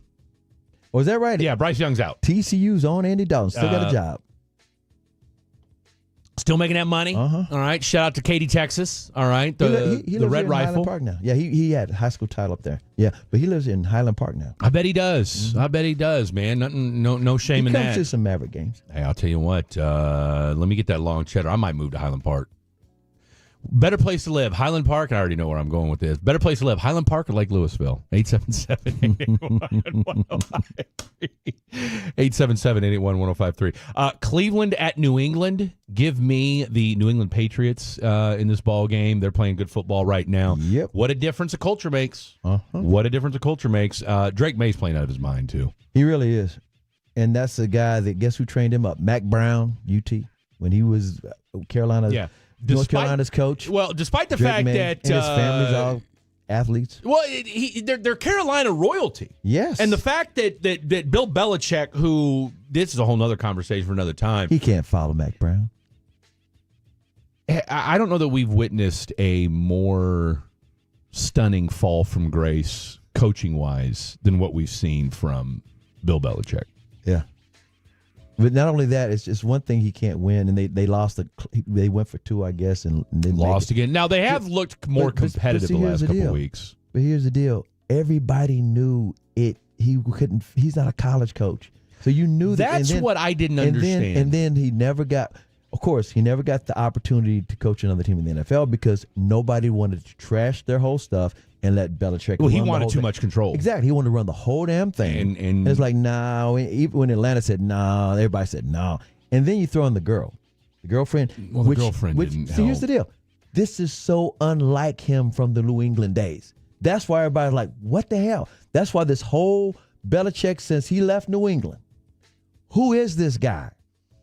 Well, you could argue, too, though, and you and I have talked about this on this show before, when he decided to make Matt Patricia and Joe Judge co-offensive coordinators when they'd never done it before, that told me all I needed to know about, okay, this dude just lost his marbles. Like, this guy's gone too far to one side, and the same fire and vitriol and everything else that made him a Hall of Fame winning coach. When you think that you can just take when you are that arrogant that you think you just anything you touch is going to work. I'm sorry, it doesn't end well. And again, kudos to him for being able to find a gal that's 50 years younger than him. But at the end of the day, you had a perfect situation with that. You had, think about it. Last year at this time, you had resuscitated your reputation. All right, you were doing all the TV. You were doing the Manning cast, the Nick Saban route. Man, we loved you. And at least with Nick Saban, Nick Saban didn't have quite the fall off football wise that Belichick but I'm did, just right? Saying the TV part. But we loved him, exactly. Like we saw another side of you, and we're like, okay, you know what? We like this Bill Belichick. Yes. We don't need the gruff, indignant guy on the sidelines. The hoodie Bill. We don't need Hoodie Bill anymore. We're good with smiling and talking football Bill. We love this insight. And then you decided to go to North Carolina, and you took Mike Lombardi, who apparently everybody's been taking shots at him the last couple of weeks, asking what the hell this guy does. Seriously. So it's just been a disaster. You mentioned Atlanta, Miami at Atlanta. What's the T-minus what watch for how much longer Mike McDaniel's going to be there? Meanwhile, Tua, he's in overtime. Doesn't care what he says. I would put him in concussion protocol right now. Is Tyreek Hill retired? About basically, it's funny you say that because he went on a podcast this past week and said that he hasn't decided on his football future yet. See, Miami's in trouble. Atlanta's going to drive them. No. Atlanta should beat the brakes off of them today, and I fully expect. I mean, look, I think if you're Stephen Ross, you need to get rid of everybody. I think you need to get rid of the GM. I think you need to get rid of Mike McDaniel. Like you need to do a complete house cleaning from soup to nuts and get rid of that, because that organization, I've read this, and I know you have too, that Miami, from a professional sports standpoint, is the hardest place to be in. Yeah, I got South Beach. Because you just got because it's crazy. You got to have the focus. Oh my goodness! When you're a professional athlete, so you're already in good shape. Mm-hmm. You're already probably a good looking dude, and oh, by the way, you got a lot of money, and you got all the distractions in the world. You guys wonder why I live in Louisville. You wonder why I live in Louisville. It keeps me grounded, people. It keeps me grounded.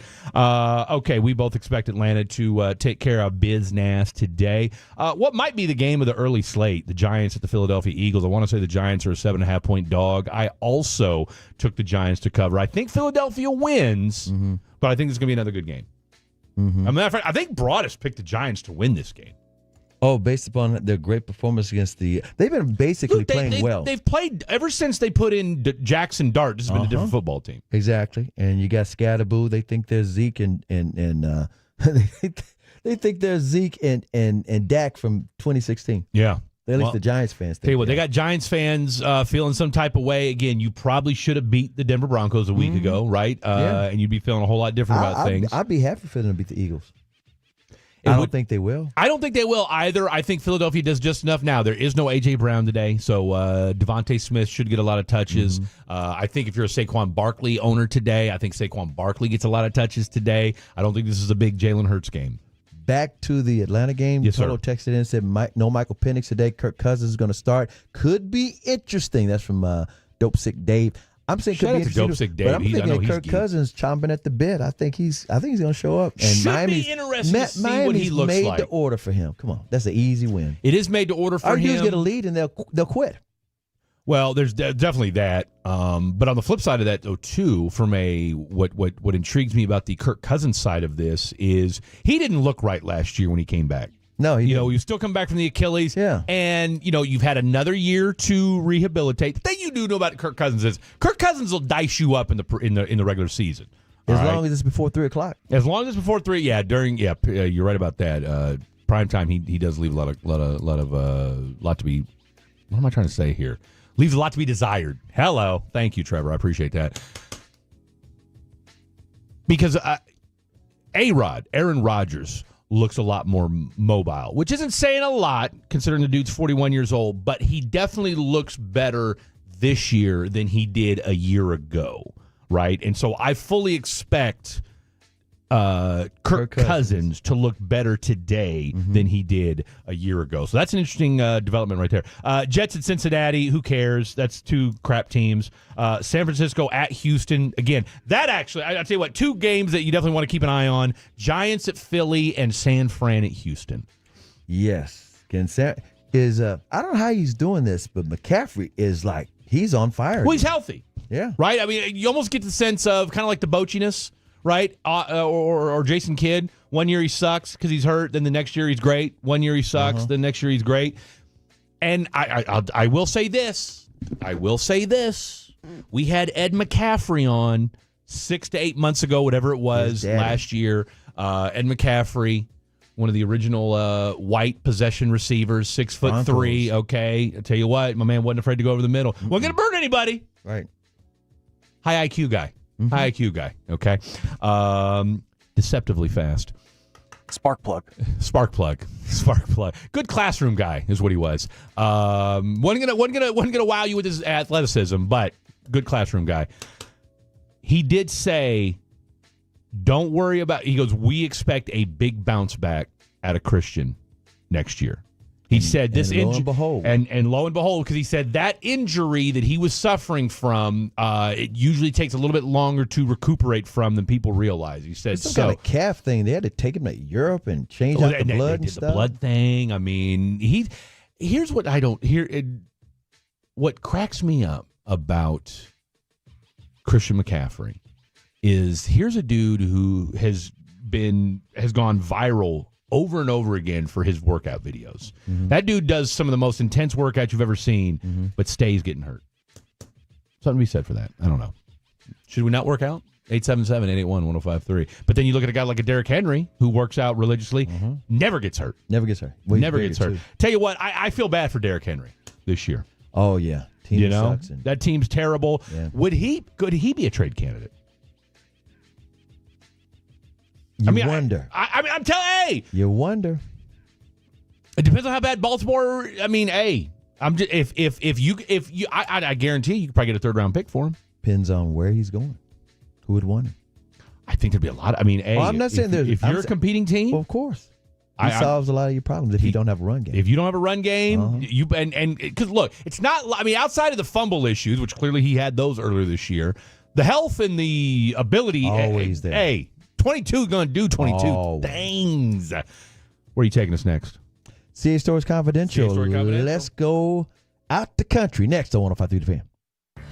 This is the...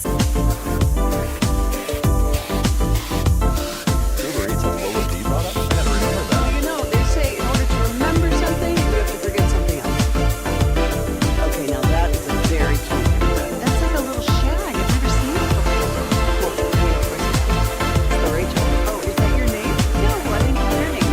No, I'm Jen. My name's Jen. Right, but this is your haircut. But that's the hair on your head. I'm not saying this is your hair. Okay.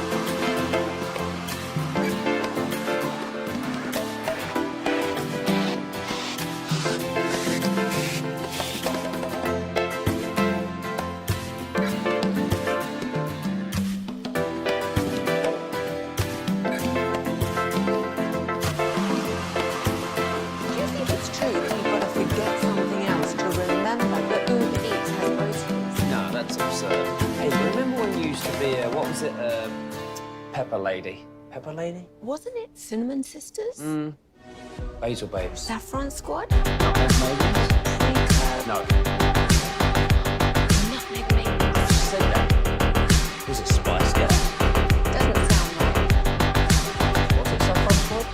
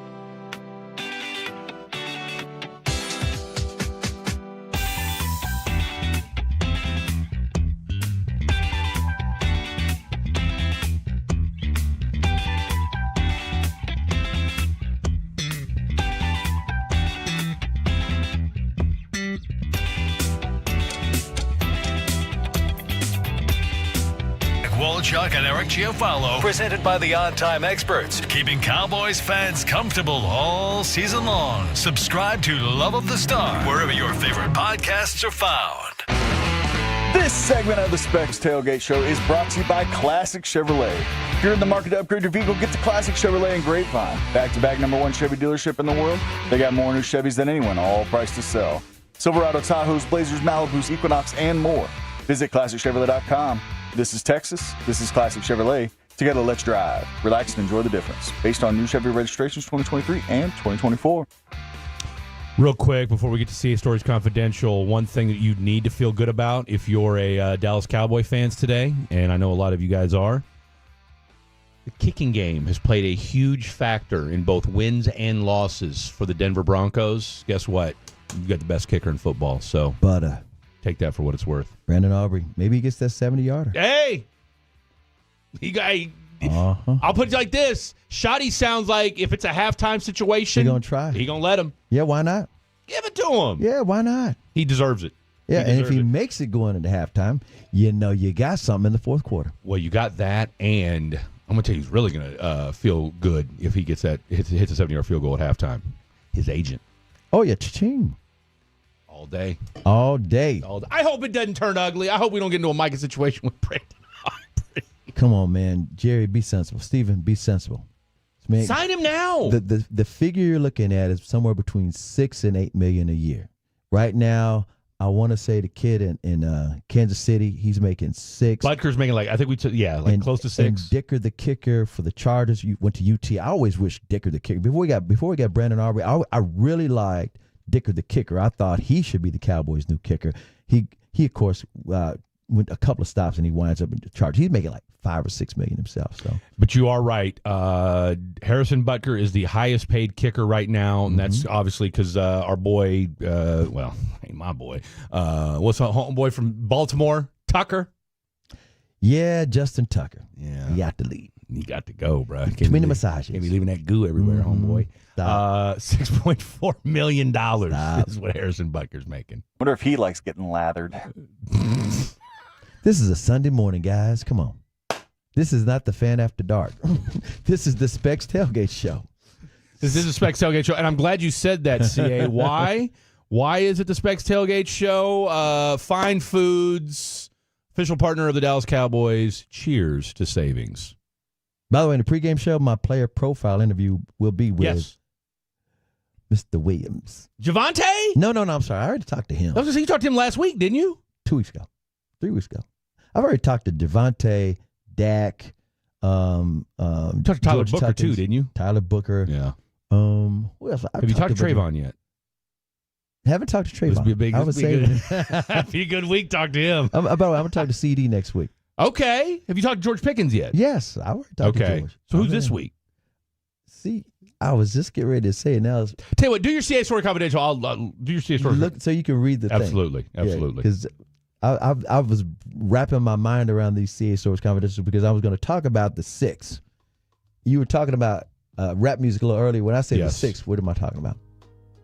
The 6? Mm-hmm. It's a place to live. What, 3 6 Mafia? No. That's Memphis, and that's where I'm from. But I'm talking about the 6. No. If you're into hip hop music, and somebody says they're from the 6, where are they from? They're from Toronto. You didn't know that? And where, Fred? This 21st century, you're supposed to know about the 6. Drake, baby. Drake, The Weeknd, Party Next Door. They got a whole music scene up there. Oh no, I'm no. But no, I'm not. Yeah, tabs on. Again. You're flipping. I'm more of a 90s of Blake right now. guy. Well, let me catch you up to speed. The 6 is Toronto, and there's been a lot of things happening in Toronto. I've been to Toronto at least 25 times. Good baseball for various. Yes, that's where I'm going with this because the Toronto Blue Jays are in the World Series against the Dodgers. It's all tied up now. The Dodgers won yesterday. James Houston. They love James Houston. Cowboy players love James Houston. Like Mike Jones. Speaking of rap, James Houston is hilarious. Yeah, who? Mike Jones. James Houston is hilarious. He's a defensive pass rusher.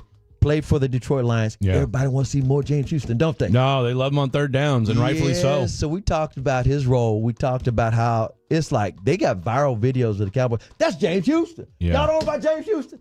Seriously. I mean, they love him on that team. Talk about the culture. Yeah. So, again, James Houston, that's player profile later this afternoon, early this afternoon for the Cowboys pregame show.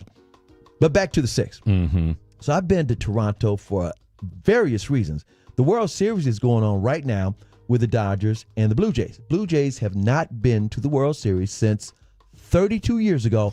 I was there for all of those. They won the Joe Carter home run? Yes, Okay. That's where I was going with this. I was there for both of their World Series championships. This is so wild about those times. In the early 1990s, it had never been done before, and I don't think it's been done since. You had championships, world championships. You had World Series champions in football. That was the Cowboys back-to-back. Yeah. You had World Series you had world champions in basketball. That was the Houston Rockets. Yeah. And you had World Series champions in baseball, and that was the Toronto Blue Jays. This is all at the same time. All three of these teams won back-to-back at the same time. Okay. It's the craziest thing. So I'm at all those championships. I'm at the Rockets World Championships. I'm at the Toronto Blue Jays World Championships. I'm at the Cowboys World Championships. So I'm thinking about, because the World Series is back again in Toronto, and ironically, they didn't have, like, the Maple Leafs hadn't won anything in a while. The Toronto Maple Leafs. The Dallas Stars, Trevor, the first time they went to the Stanley Cup Finals, they've done 3 years in a row now. Okay. It was a pandemic. It was in Toronto. Had they won it there, they would have won. But nobody was traveling up there for the pandemic. True enough. And I didn't go to the playoffs when the Rangers took on Jose Bautista and the Blue Jays a few years ago. But like I said, I was there for those Blue Jays championships 32 years ago, and the Joe Carter one. This is the craziest thing. Chuck Cooperstein, the radio voice of the Dallas Mavericks, he was working in Philadelphia at the time, but he worked down here at KRLD doing sports back then, so I knew Coop. He's covering the Phillies. I'm covering the World Series, and we're sitting there in the outfield. They had an overflow. They didn't have all the media in the press box, just like the Super Bowl. They have a whole stadium section. There was me. So Coop and I were in the outfield, and I kid you not, Joe Carter comes to play. By the way, Joe Carter, my mama's side of the family, all of Oklahoma City. Yeah. He grew up in Oklahoma City. So he's so that was the angle. I'm talking to him about stuff. Oklahoma City. Yeah. He goes up to the plate and he hits a walk-off 3-run homer. The Blue Jays win that thing in Game 6. If they had lost that game, it would have been tied 3-3. The Phillies thought they were going to do something. Yeah. Was it Mitch Williams that gave up that home run? Mitch Williams gave up the home run. Mitch Williams played for the Rangers. That was another angle. So he was a former Ranger. And so it's like all these little things. So the ball is headed right towards me and Coop. And then it kind of dies in the outfield, and it dies in the fans, in the stands. But it was coming right at us. I was at and by the way, Sky Dome is very impressive. And one of the reasons it's got a legend to it is it's connected to a hotel. There's a hotel in the Sky Dome. And they would always point to this one room up there. During one baseball game, this couple got busy and decided to close. I was wearing deal. cologne, but I digress. Oh, yeah, and so that happened in that room. And you see that hotel room right there? That's where it happened over there. Oh, really? But that's before they changed. Okay, so you could call the Sky Dome, right? But then now they changed it to what, Rogers Center or something like that? Center. Okay. But it's the same building. Yeah. Okay, another thing. I went there for a baseball all-star game and had the pleasure of, Prince Fielders, right? Mm-hmm. Prince's dad, Cecil Fielder.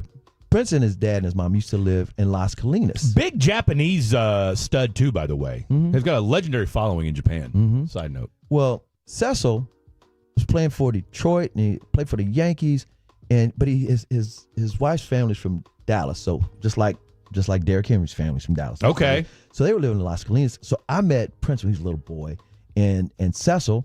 Me and Cecil were friends because he lived. He's a big dude. He lived down the he's a big guy like Derrick Henry. He lived down the street from Tom Joyner. Tom Joyner lived over in Cottonwood Valley in Las Colinas, and Cecil and his family and Prince would come over to Tom's house, and I played with Cecil and just all that kind of stuff. Yeah. So they're having they're having an all-star game there, and it's on a little island in the St. Lawrence River. It's right after the game. Okay. They had this big party, and it was like food, and it was just media and players and all. So Cecil's there, and he's, hey, come over and sit with me. We're sitting over there, and he goes, hey, I want you to meet this buddy of mine. Tom Glavine, meet Chris Arnold. I'm hanging out with Cecil Fielder and Tom Glavine. Yeah. Little did I know, back then, Glavine and the Braves went to World Series. I was going to say, they were doing their thing. Yeah. So back to the Sky Dome itself. So I've been there for the World Series, been there for a baseball all-star game. The Cowboys actually played a game there. Yeah. I was there. This was not a regular season game. It was a preseason game. They called it, they're calling it, I forget what they call it, American Bowl. Yeah. So they're playing the Buffalo Bills there. Okay. Because Toronto, how far is Toronto from Buffalo? Not far, It's not right? that far. Okay. In fact, when the owner of the Buffalo Bills, he died a few years ago, maybe about 8 years, 10 years ago, there were different owners, right? They're trying to get the team. Yeah. And John Bon Jovi was head of a group that was going to move it to Toronto. Yeah. And that was the only reason why. He didn't get it. They didn't say, the owner's like, no, we're not going to sell it to you. They sold it to the guy that owns Buffalo Sabres. I was going to say Pagula or something like that. Yeah. Kept it in town because there's this big fear in Buffalo because Buffalo's not a large market. No. But Toronto is. Even though it's outside the United States, it's a big market. Yeah, it is. In fact, Toronto's skyline looks just like New York, and they shoot a lot of movies there on a low budget. There's been a lot of movies shot in Toronto. I've been there for Mavericks games, too. The Mavericks play the Raptors. Yeah. And, that's when Vince Carter was there. Tracy McGrady was there back in those days. So I've been there for basketball. I've been there for baseball. No I've been Argonauts? there for football. No Argonauts. Even though Rocket Ismail played there back in the day. That's right. I was about to say a Cowboy. The Cowboys were going to draft him with their number one. He wound up playing for the Cowboys years later. He did. He said he was going to go to Canada. And so they drafted Russell Maryland instead. And so Big Russ wound up being the number one pick instead of Rocket Ismail. And Rocket is another good friend because he used to do the post-game shows with me and Mark Elfenbein back in the day right here on 105.3 The Fan. I'll be damned. And Rocket still comes to Cowboy games to this day. Okay, so he's still here. He's still here in the DFW. Okay. Yes, Rocket Ismail. But yeah, Toronto. Another cool story about Toronto being close to Buffalo. And again, they played the Buffalo Bills. That trip, when we did that American Bowl game there, me and Scott Purcell, who is the head of the Cowboys TV department, not Cowboys.com, because that's not him, but he does the TV broadcast. Right. Scott and I and Roger Green, who's also a photographer there, and Barry Switzer's daughter, we went to Niagara Falls. And we got on that Maid of the Mist, which is the boat. Okay. That you can go underneath the falls. Oh, wow. All right, so have you ever been to Niagara Falls? I have not been to Niagara Falls. And I know I want to go. I've been fortunate enough to go to Niagara Falls and the Grand Canyon. Yeah. So, but Niagara Falls, I've been on the Canadian side and I've been on the American side. Yeah. Did that Maid of the Mist thing. And again, these are just some CA stories. So when I think about Toronto and the Dodgers right now. Sure. And tied again, at 1, by the way. Tied at 1, by the way. That's what I was saying. Tied at 1. And the series is going back to L.A. Back to L.A. All I can say is Toronto also, they've won the World Series, and then do you remember the other big major sports title that they won? The only thing I can think of is Kawhi winning the title back in 2019. He'll never have to buy a meal or a drink in the country of Canada ever again because he was a rental. He never promised he was going to stay. He said, "Man, I'm just here, and I won y'all a title." Kawhi don't promise much. Kawhi, hey, I'm going to show up. If you can give me a no-show job, even better. And that's just CA Stars Competition. Love to hear it. That is the Hall of Famer, three-time Chris Arnold. All right, we've got a huge hour coming up next. Let's take a look at the afternoon games. Let's give you an update on what's going on in the world of your Dallas Cowboys. And we got a little Tolos on the telephone. That's going to go down at 11:20. So if you're chomping at the bit to give us your Cowboys prediction today, and then there was one other. Oh yeah, where's our A&M? Where's our A&M people at? Okay, the Aggies. You guys say it with your Top chest 3 today. Say it with your chest today. Third hour of the show coming up next. The more time you give, the more our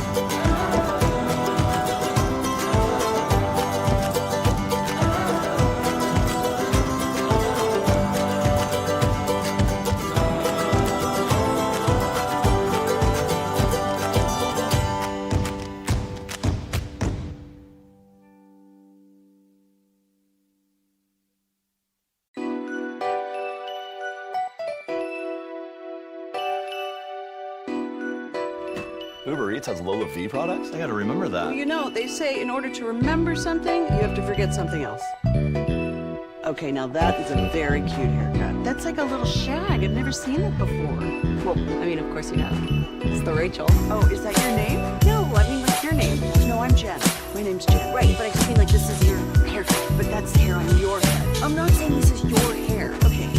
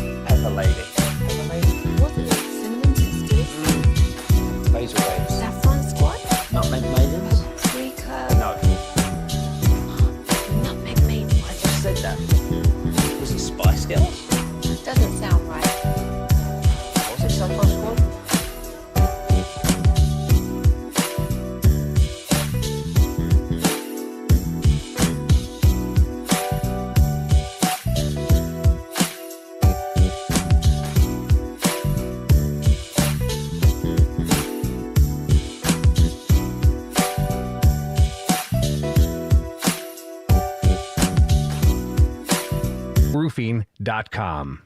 This is the exclusive home of Dallas Cowboys football. KRLD-FM and HD1, Dallas, Fort Worth. Let's go, Cowboys. An Odyssey sports station.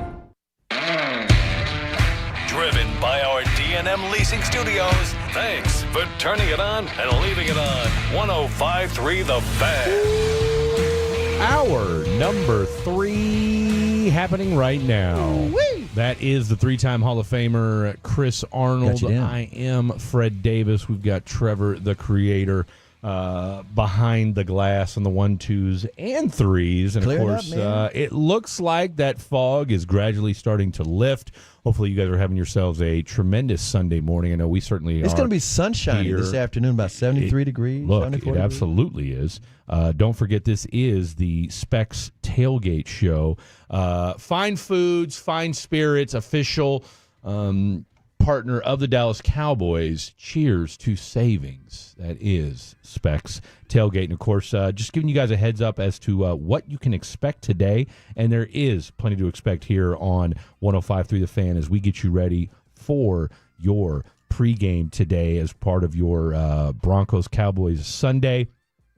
We're going to visit live from the field with some of our very favorite sideline reporters. Tracy Wolfson from CBS will be joining the pregame show. She's on the TV call today with Jim Nance and Tony Romo. We're also going to visit live from the booth with Dave Logan. He is the play-by-play voice of the Denver Broncos. You heard it earlier today, and if you haven't, now you have. Chris Arnold will be meeting with none other than James Houston. So get your minds right for that. And then, of course, at halftime, you get a little of Brad and Zach. And so make sure you're excited about that. And then, of course, you will get some Brian Schottenheimer as well. So, you know what Brad, my favorite parts? What's that? Christy Scales. And of course, you're always going to get Christy Scales as well. She has that injury list. Who's active? Get you the inactives, actives. And she's also talk about that kicking and the altitude. She's going to get into that. By the way, I asked James Houston about that because he's played up there before. Yes. And he told us that's real. Oh, no, look, I mean, and that's one thing Schottenheimer's talked about, and I thought he had a great response to it today when he said, look, unless you plan on moving up there and acclimating yourself for a couple weeks, like you're not gonna, you can't just go up there and expect, like you got to know, hey, get your fitness right, hydrate, and just know, hey, it's gonna be a long 3 hours, okay, and that's just the reality of it. But look, you feel good about this football team, you feel good about the situation it's in, and at the very least, one name that I wanted to throw out there earlier in the show that I said, hey, this is a guy that I'd like to see have a breakout performance. And again, I'm not saying that this is a hey, go pick him up on your fantasy waiver wire as far as a deep pull, but in honor of his UT Longhorns last night, Javonte? No, Jadon Blue. Oh, yeah, Jadon Blue. That's what I meant. My bad. I want to see Jadon Blue in his new shoes. No, I don't want to see him in his new shoes. I want to see him in his broken in Nikes. We don't need to see you in the Louis V's. Mm-hmm. I think Jadon Blue, for the simple fact that Javonte has carried a huge load so far through the first 7-8 weeks of this NFL Sanders season. is out. Okay. Miles Sanders outside, and let's be real, outside of the touchdown, should have been a touchdown run against Zach Bond. He has not impressed me. Outside of the fumble that thank God for Dak making that tackle. Sanders Miles has done nothing. Nothing. Okay, now granted he's on IR, he's done for the year, so let's not bury the lead there. But there was nothing he did in the first 4 or 5 weeks before he hurt himself that made you say to yourself, okay, I get why Miles is on this football team. Like, he's a nice compliment to Javonte Williams. Jadon Blue has not really shown you much in any capacity other than part of they said he wasn't picking up the pro protection. Come on. Well, and that's a problem, right? You got to protect quarterbacks first. Like, that's the one job that, and that's the one thing that from a, oh my goodness. Okay, this just flashed across the breaking news. Former Jet center Nick Mangold is dead at 41 years old. They just flashed it across the screen.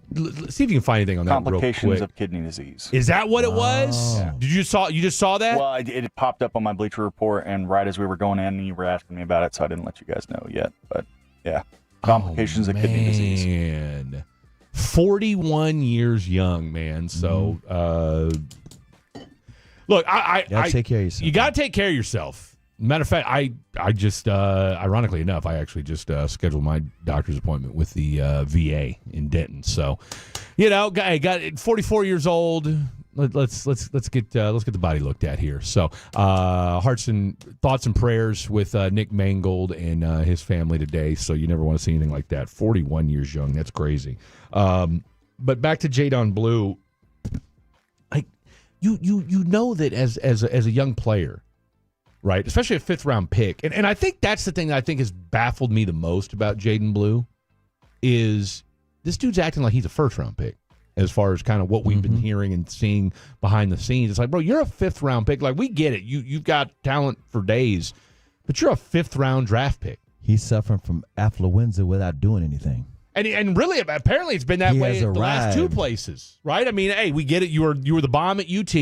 All right, but if obviously teams did not think that highly of you, you can have all the 4.38, 4.39 speed in the world. You got to want it, man. That's you have to do the little things. And look, you've worked with enough pro players to know when you're that 3rd, 4th, 5th, 6th, 7th round undrafted free agent type pick, you better be good at special teams. You better be good at the little things that are going to get you on an NFL football field. All right? Because guess what? I can go find a Jaden Blue caliber talent on somebody's practice squad right now. Okay? Right, wrong, or indifferent. It's not, I'm not going to say it's not that hard to find, but you can find comparable talents. I could probably plug in Malik Davis in a pinch, and he can do the exact same thing that Jaden Blue can do. That's why he's back on the roster. That's why he's back on the roster, okay? So I would like to see, because, again, the one thing that's so tantalizing about a guy like a Jaden Blue, because he has the one thing that you can't coach. One of the things you can't coach. You can't coach height, can't coach speed.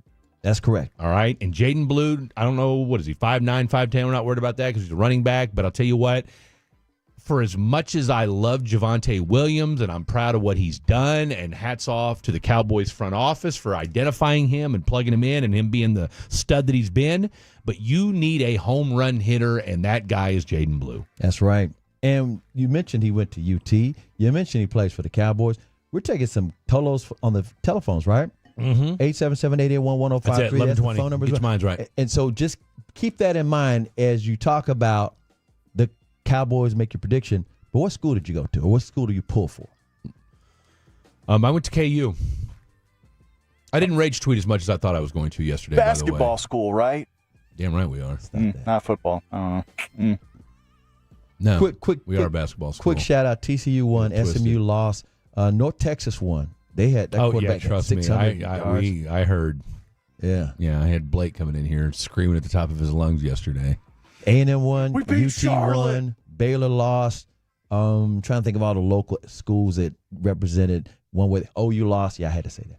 But yeah, by the way, Texas Tech just destroyed Oklahoma State. That's a team without a coach. They ain't got nobody coaching. Oklahoma State. And what a mess. 44-0.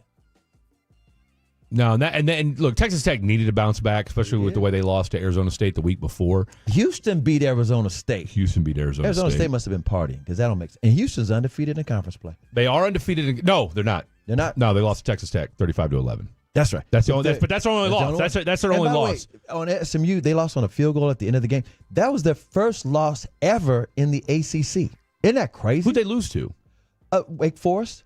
It was it was 13-12. It's damn shame. Defense was there. Offense sucked. Coach Lashley said offense sucked. But the bottom line was they had won 20 straight regular season conference games until that field goal. And now they do have Miami coming to town. That's this coming weekend. That's going to be a big game. You got Miami coming to town.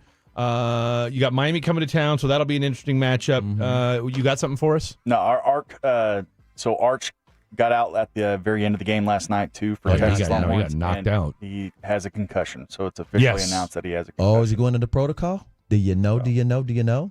That's what I'm waiting for my phone to load here to tell me exactly what Arch? it's What is that? What do you have, an Android Cricket Wireless? Hey, listen, you got an Android. Get out of here, brother. What do you mean do I have an Android? I got an iPhone. Thank you very much. Okay, well, I have thought an you Android. said Keep you my were name going out your back to mouth. Android. I know. You got them green bubbles.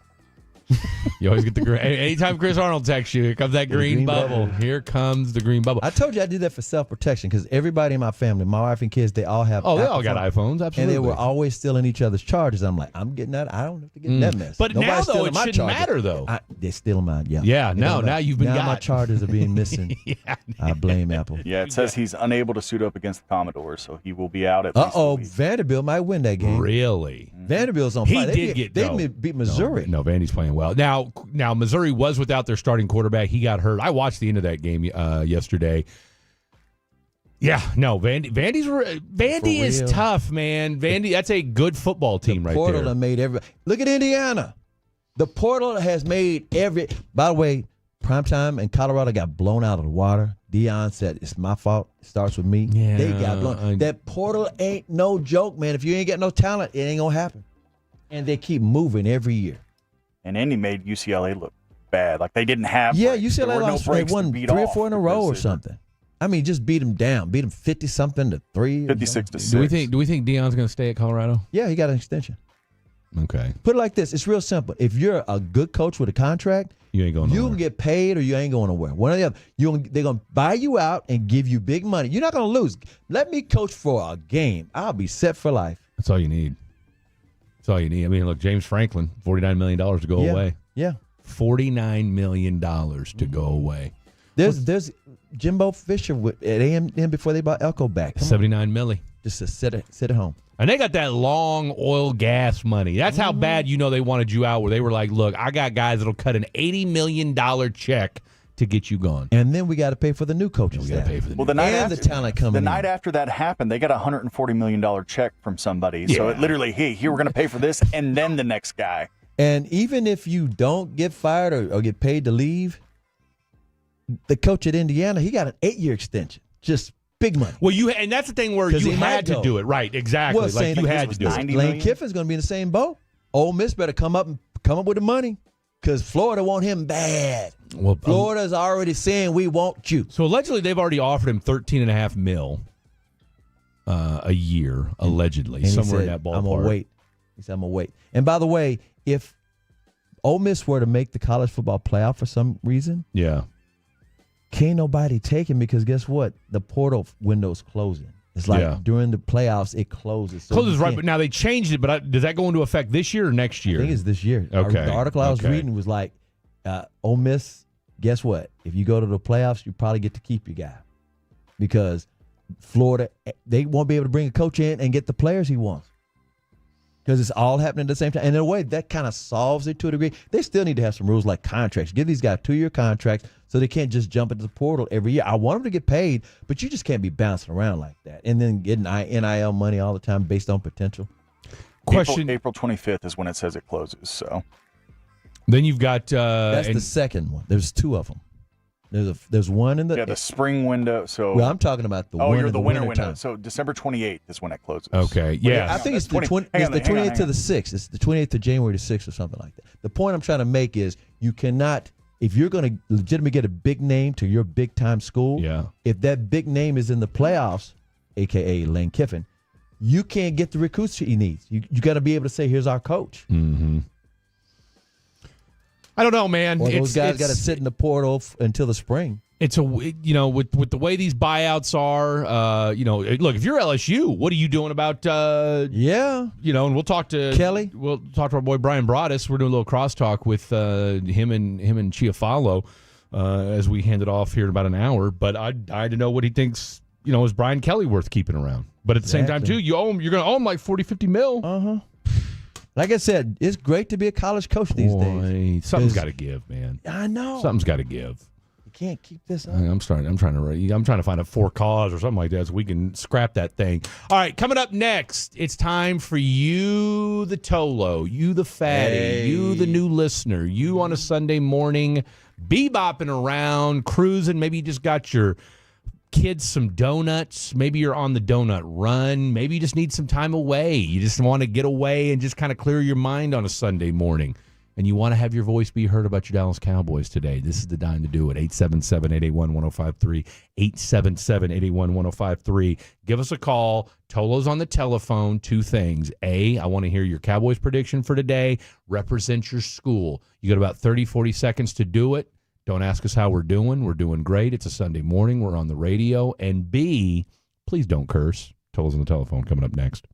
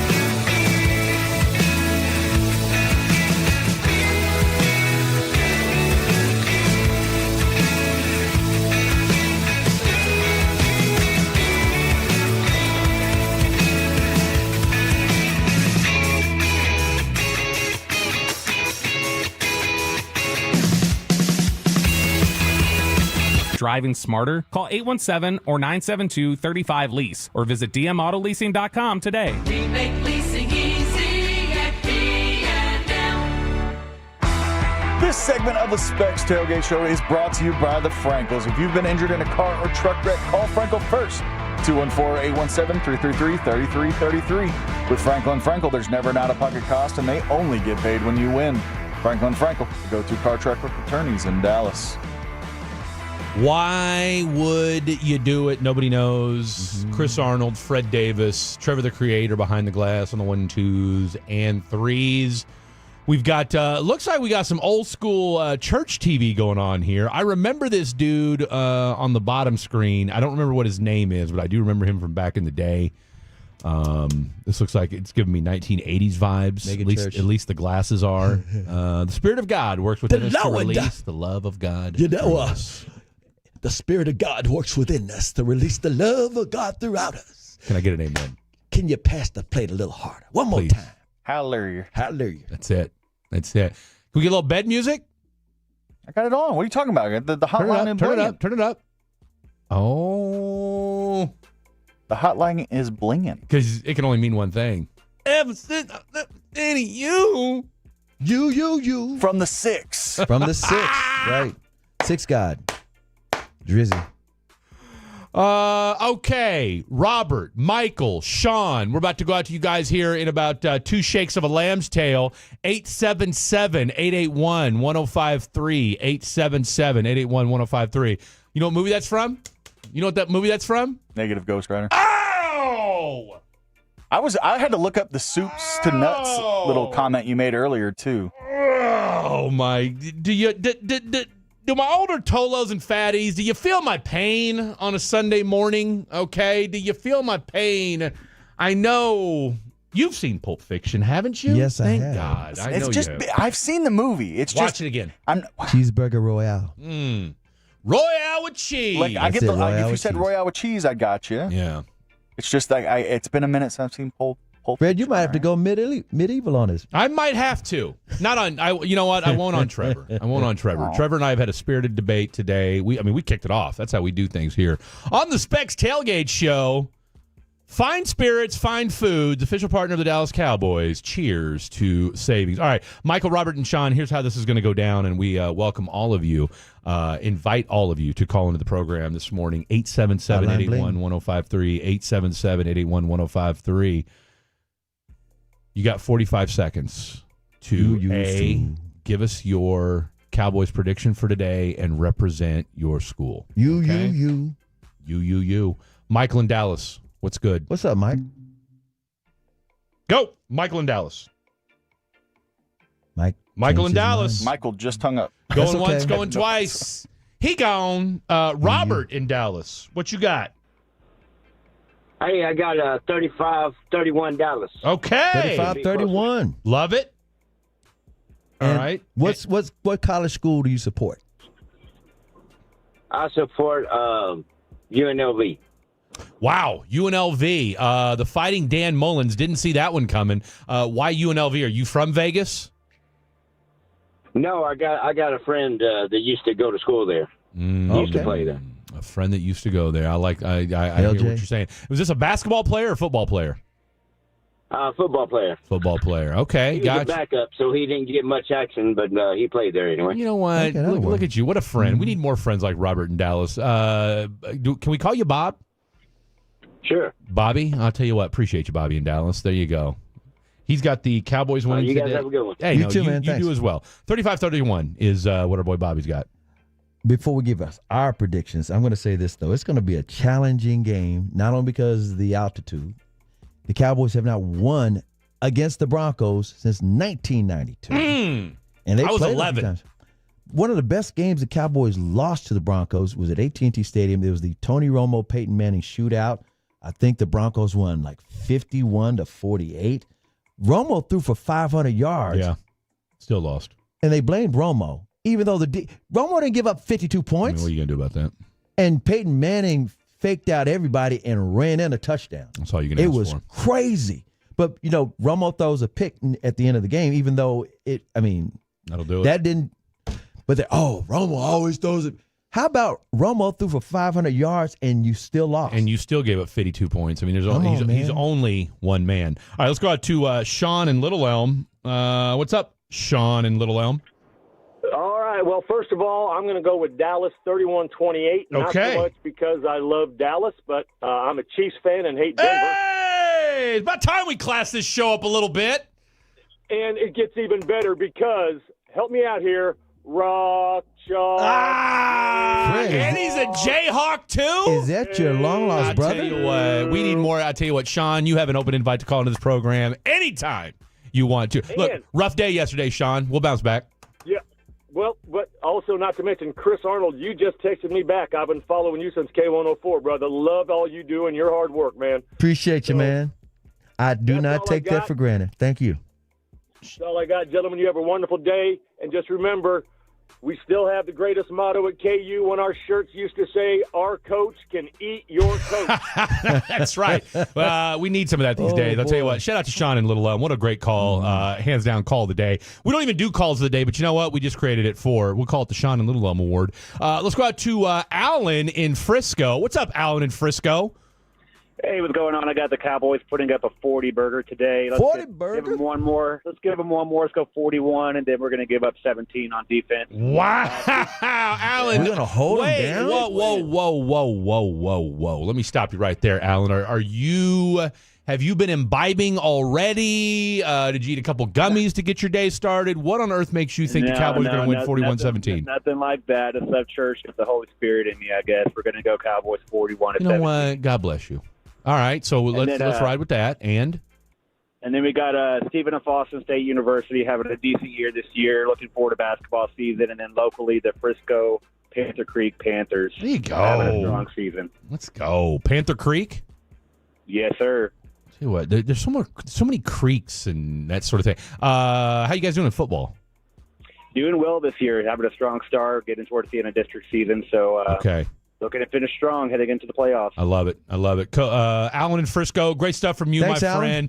friend. Go get you some of that soul food. All right, let's go out to Cody in Sanger. CODY. Cody in Sanger. Sanger, what's going on, man? Hey, how's it going, guys? Good. What you got? What was Cowboys game? What's the score going to be? So I'm guessing 42-35. Okay, we got some high scoring affair. Cowboys or Broncos? Cowboys. Cowboy. How about it? All right. Is it one of those games where whoever has the ball last wins?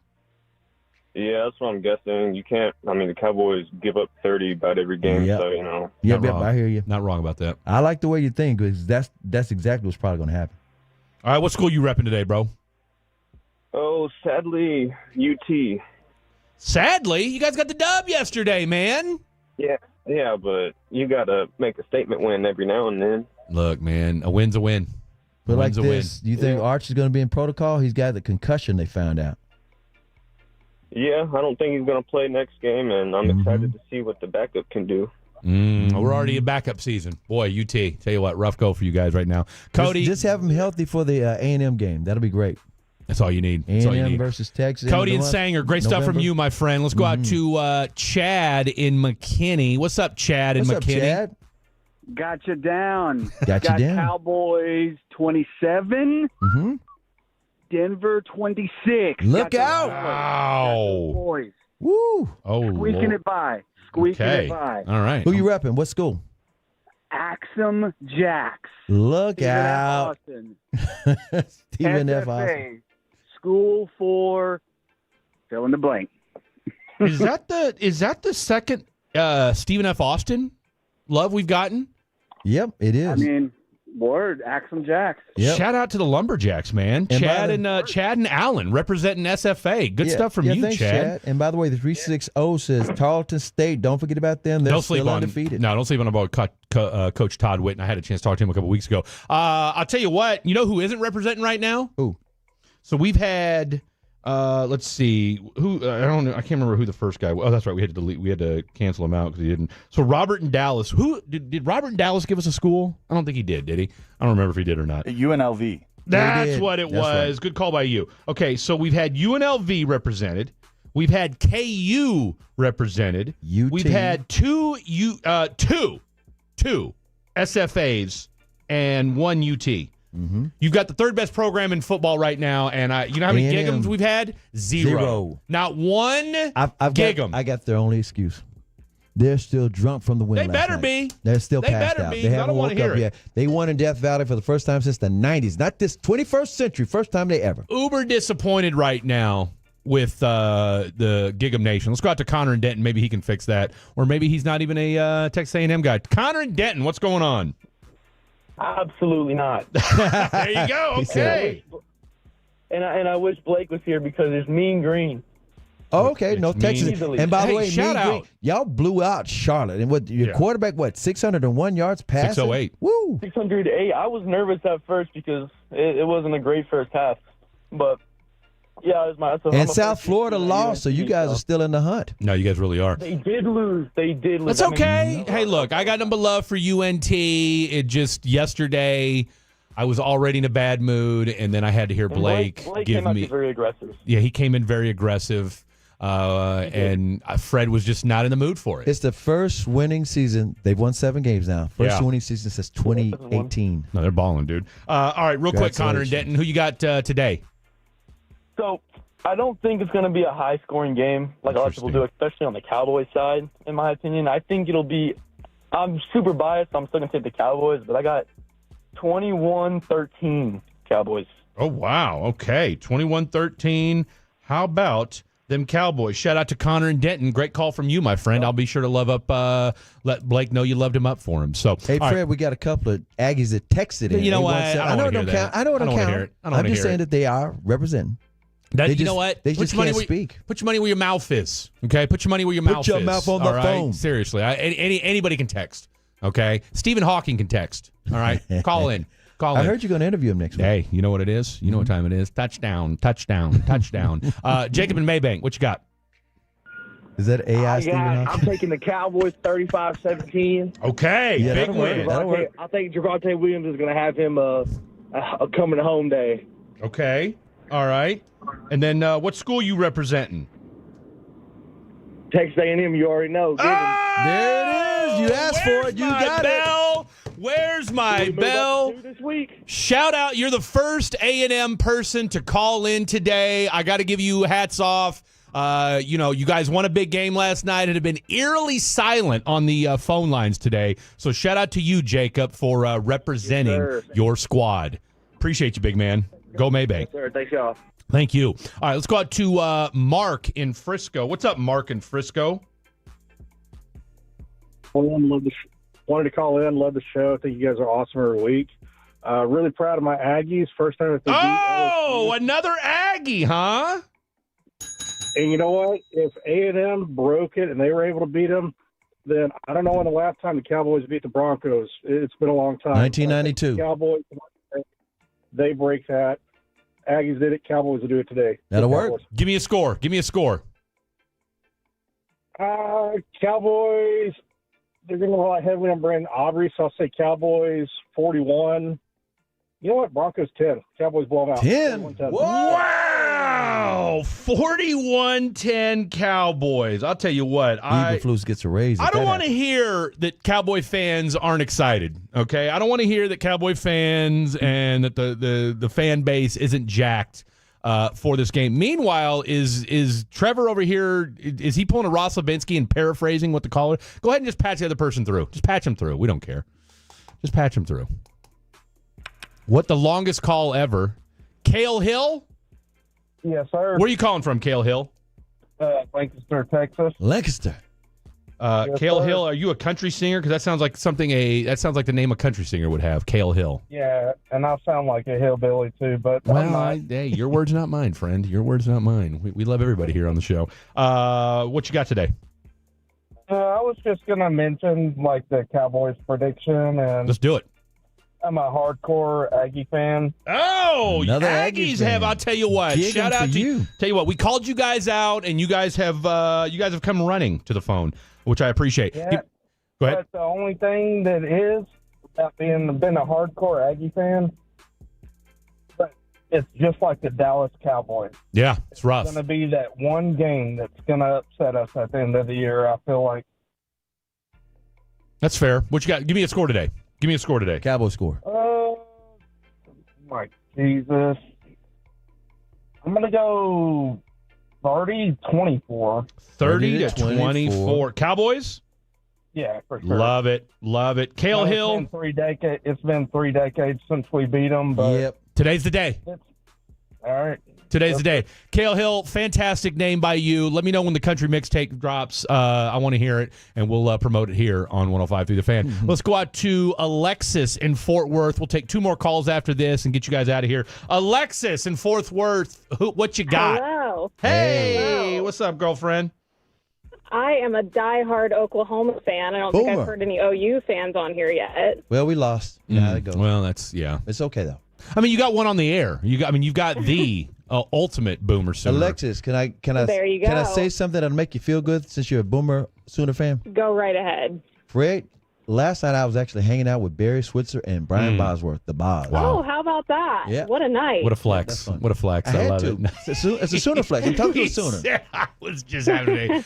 All right, so your Sooners And Darren lost. Woodson. That's okay. That's okay. I mean, look, you got to close out strong. Who do you like in today's OU? Who do you like in today's Cowboys matchup? Look, I'm going to say the score. I'm going high here. I'm thinking like a 42-3, and I'm so sorry, but I'm an Eagles fan. Rah, rah. So I'm going to go ahead and say the Broncos are going to wax them. Wait a minute. Okay, so Alexis, which, by the way, great name because that's my daughter's middle name. Couldn't afford a car, so I named my daughter Alexis. 42-3 is what you got to score Broncos? That's what I'm going with. Wow, Alexis with Yeah, the straight-up bloodbath today. Yeah. Love to hear it. Love to hear it. Alexis, she great stuff stomped from on you. our hearts with a high heel. Yeah, she did. All Yeah, she right. did. Good stuff from you, Boomer Boo. Call it Sooner, anytime. Go Eagles. Boomer See ya. Sooner. There you have it. I can only halfway go with her. All right. I'm going to leave that alone. Jim in Ohio. Jim in Ohio, what you got? Take us home. Yeah, I got the Cowboys 28, Broncos 17, and repping Kent State with their big win over Bowling Green yesterday. Hey! What on earth? Kent State? What are you guys, the Flashes? The Flashes, yeah. We took out, I believe Eddie George is the head coach over at the Bowling Green. Is that right? Okay. Came back to home. Jim, if you don't mind my asking, are you listening to us on the Odyssey app?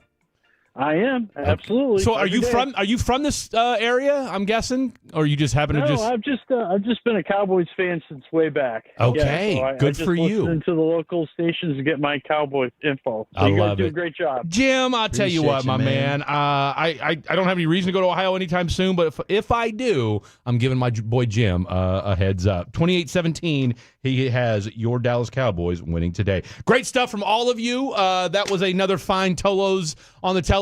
Outside of Alexis and her Bush League prediction, 42-3, my God. Man. Cowboy fans are feeling pretty slick on that. good about their chances today. Lots to get to. Don't go anywhere. A couple more segments, and then we will cross-talk with your pregame show.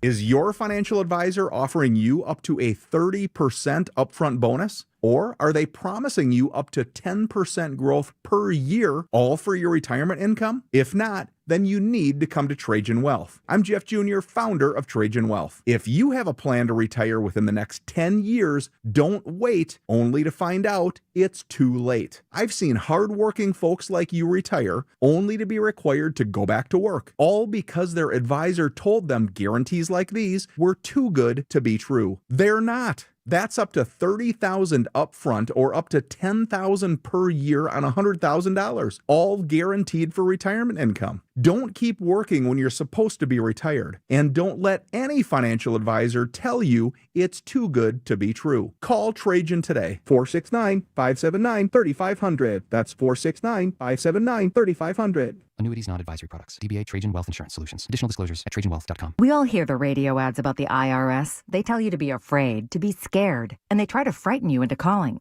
I'm not here to do that. Tax Relief Advocates is different. TRA is here to tell you that if you owe money to the IRS, whether it's $5,000, $50,000, or $500,000, we have a solution. It doesn't matter if you're sitting in your car, at work, or with your kids. No matter where you are, call now. 800-575-6481. Don't lose hope. TRA can eliminate or reduce what you owe to the IRS. Generous programs are now available that can give you a fresh start. Our passion is taxes and helping individuals fix their IRS problems. We have over 1,000 5-star reviews on Google and an A+ with the Better Business Bureau. You don't need to be afraid of the IRS any longer. End your tax nightmare today by visiting us online at TRA.com or call 800-575-6481. That's 800-575-6481.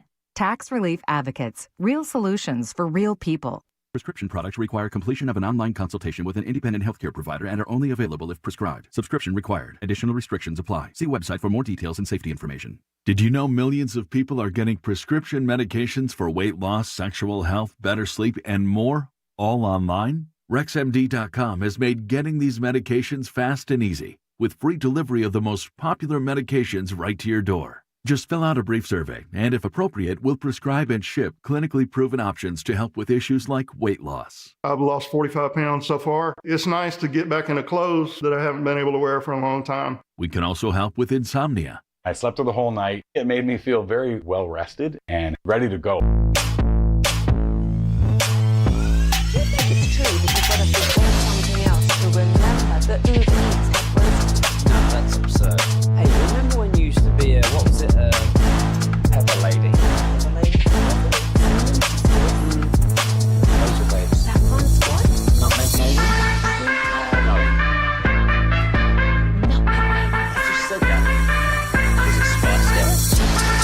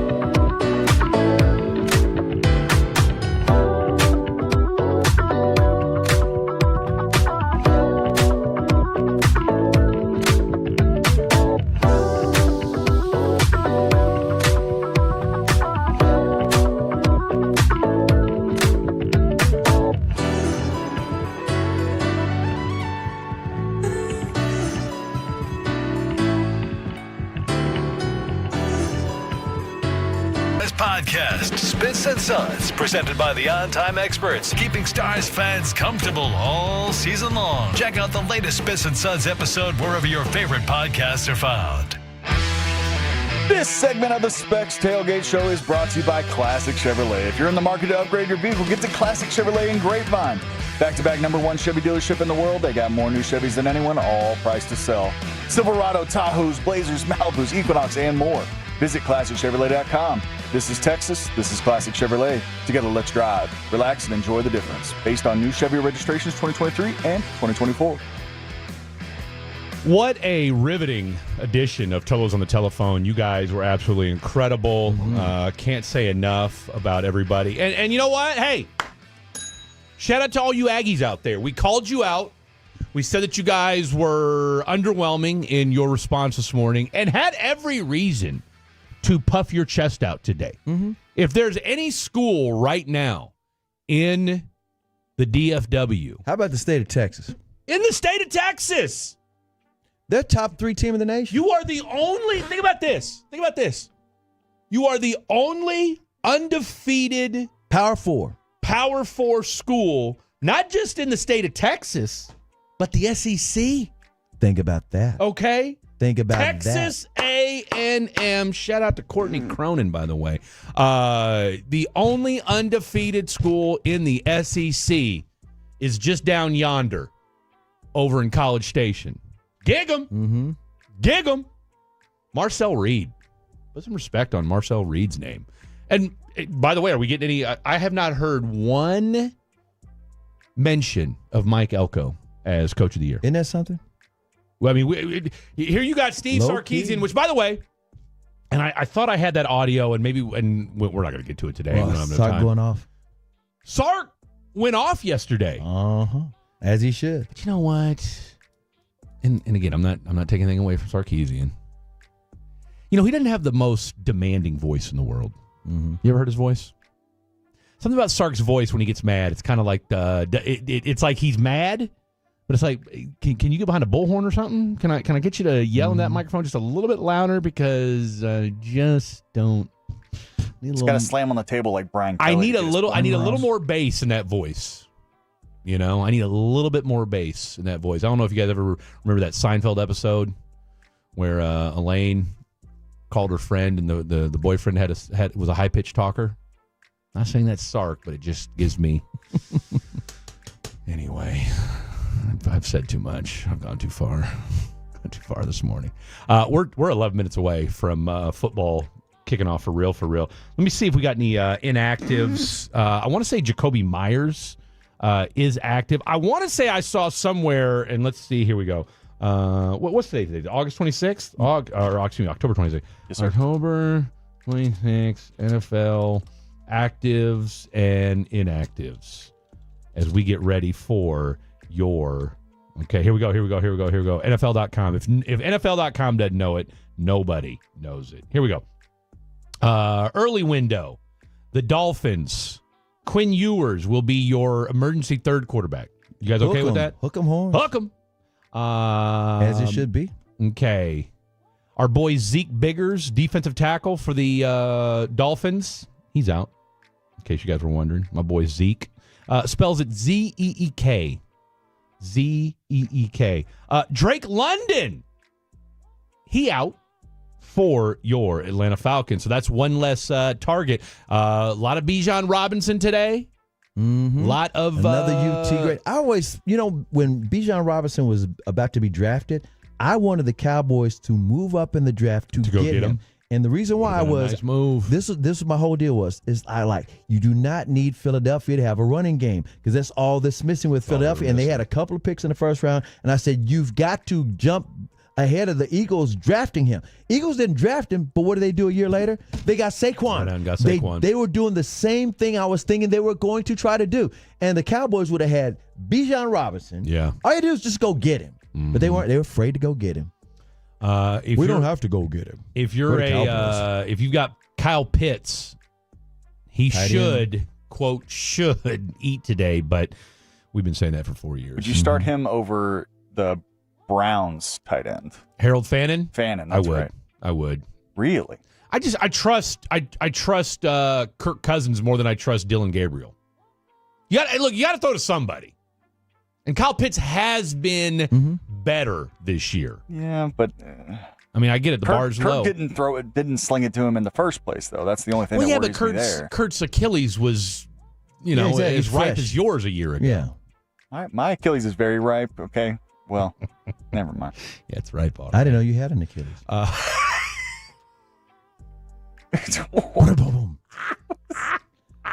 haven't seen you run. I don't know.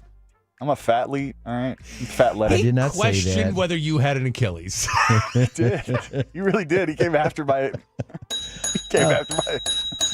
My ankles. I love you, over. Trevor. Trevor, I love you to death, man. Over. But I have not seen you run. Let me go. I'm gonna go find some of my tape. I would say to anybody of any size we have questions that has not run. Let me find some of my college tape. I gotta bring some respect to my name. Just because I don't wear cologne doesn't mean I can't run, man. We may need him to jog up and down the hallway. See.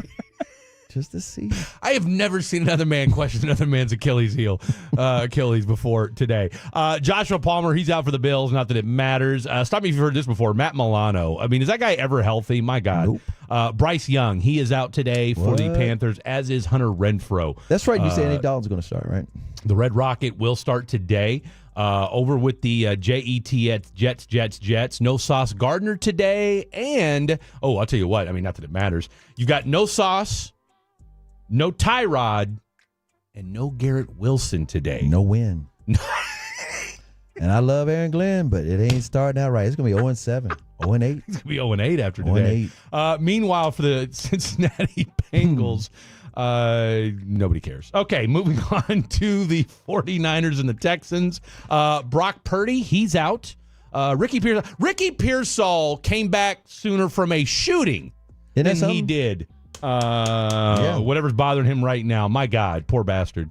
Okay, so he's out today, as is Bryce Huff. For the Texans, Christian Kirk's out. Christian Kirk is out, as is, oh my goodness, I got to change this out real quick too. Nico Collins is out both of those for the Texans, so let me update that on my fantasy Darrell roster. Taylor, the defensive end, he's out. I have to go to break here real soon. Let's see. For the Browns, Shedeur Sanders is inactive today, as is Aiden Huntington. I know a lot of you guys were worried about that. Kyle Duggar for the Patriots, and Tommy DeVito. Hey, Tommy Cutlets. This guy. You thought of me? Jameis Winston will be the emergency third quarterback for the Giants. About time. A.J. Brown, he is out today for the Eagles, as is Adoree Jackson. Adoree Jackson's been in the league for quite some time now. And then, of course, in the late window, we have nothing else to update you on just yet. So, okay, that's the latest and greatest of all things active and inactive. Like I said, obviously, Nico Collins and Christian Kirk. Christian Kirk's been out for a while now. He's been banged up. So, but Nico being out for all you fantasy nerds out there. And I know you guys are all out there. All right, we are about 4.5 minutes away from this thing kicking off for real, the noon slate. We'll get you ready for 2 segments left to get you ready for the pregame with Brian Broaddus as well as Eric Chiafalo. Lots to get to. That is the 3-time Hall of Famer, Mr. Chris Arnold. I'm Fred Davis. That is Trevor the Creator. Lots to get to. 877-881-1053. 877-881-1053. Text us in. We'll talk to you next. Our goal is to have you winning every sports.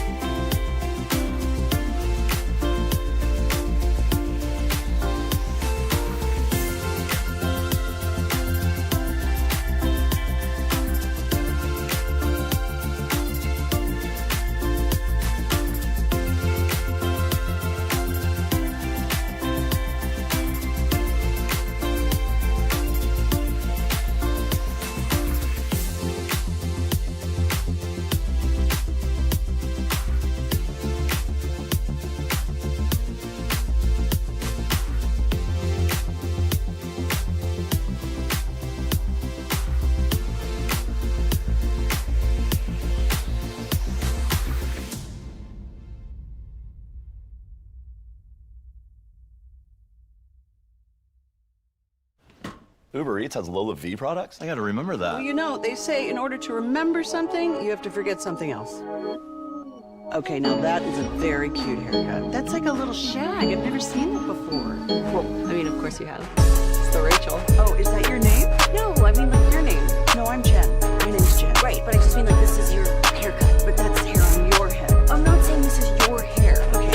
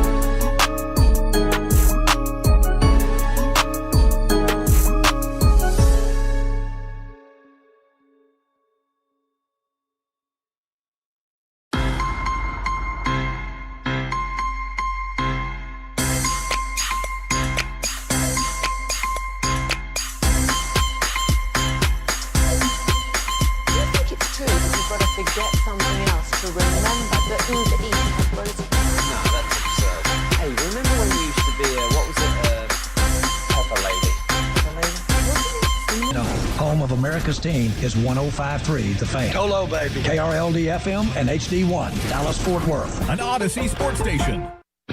Driven by our D&M Leasing Studios. Thanks for turning it on, leaving it on. 105.3 The Fan. Final 2 segments of the program happening right now. The Spec's Tailgate Show right here on 105.3 The Fan. The official kickoff to your Cowboys and Broncos game this afternoon. 3-time Hall of Famer Chris Arnold. Got you down. I'm Fred Davis. We got our guy Trevor, the creator, over here, keeping us, as my boy Blake would say, nice and crispy on a Sunday morning. And what a show it's been thus far. I know we're excited about today's game. Let's go ahead and I wrote down. Actually, I didn't. I wrote it down somewhere. I don't know where I put it, but I did pick the Cowboys to win. I want to say I scored. No, I'll tell you what it was. 34-31. That's my prediction for today's game. Cowboys. You got Butter doing his thing? I've got Butter doing his thing. I've got them. I've got the Cowboys scoring 4 touchdowns, kicking 2 field goals.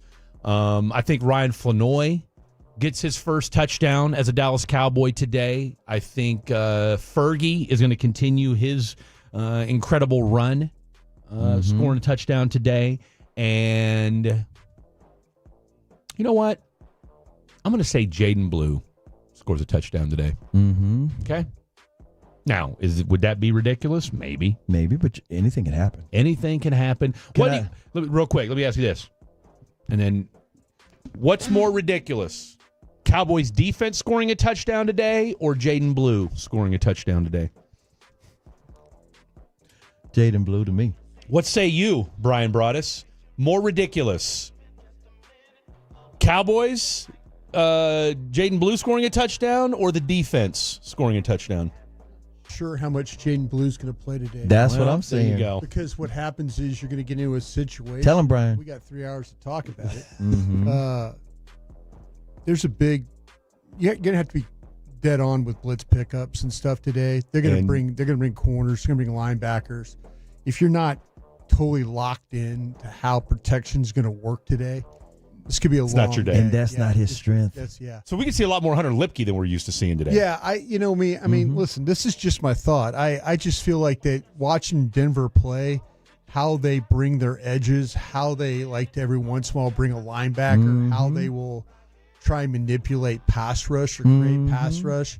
I don't know if it's necessarily a great day to have Jaden Blue out there playing. So that's why I would see. All over my thoughts today. Well, he's skipping. I love it. I love it. Scout. No, that's exactly I was listening, why it is. Chris, when you requested me about 10 a.m. this morning. You asked if I was listening, and I was. And what a Tolo. I don't feel like, to me, I'm not really sure if you're going to get a travel situation. Okay, we're talking about if the corner for the Broncos. Yeah. If he's that's travel, right. If he's I don't know. I was saying maybe they should put CD in the slot if he was going to travel. Yeah, you could. The one thing you could do is move CD around. So and that's something that's really, I think, what I would encourage them to do. We'll see with how they try and play this, but I don't know if really Vance Joseph wants to travel him. Okay, it might be one of those things that he throws a change up on it. The fact that you've got two, you feel good about Riley Moss too, though, don't you? If you're the Broncos, they feel good. The thing that Riley Moss doesn't do particularly well is he doesn't have great speed. Okay. And so what happens is I would challenge Riley Moss on vertical routes. They haven't given up many vertical plays, but he's the one guy that has given up the vertical plays. Yeah, well, hell, look at that pass interference last week. I would definitely think about trying to. Now it all comes down to protection. Now how many are you going to keep in? How do you handle? With no BB today, I was kind of hopeful that it would be a 3-on-3 inside matchup, and we're not going to get that today. So this will be how Hoffman and Smith and Booker handle the 3 inside guys for Denver is going to be key, because I think Dak is going to need a place to step up in the pocket today. Yeah. Right, because he's going to have to get rid of the ball fast, just like when they were going up against Micah. Yeah, if they don't. Now, this is very similar to what you were dealing with Green Bay. Exactly. But that was a home game, and you handled things very, very well there. So it's really going to come down to how the inside three play with Hoffman and Smith and Booker. I don't want to burn all your good Cowboy stuff here. Let's talk. We got 3 hours. I remind you that. You do.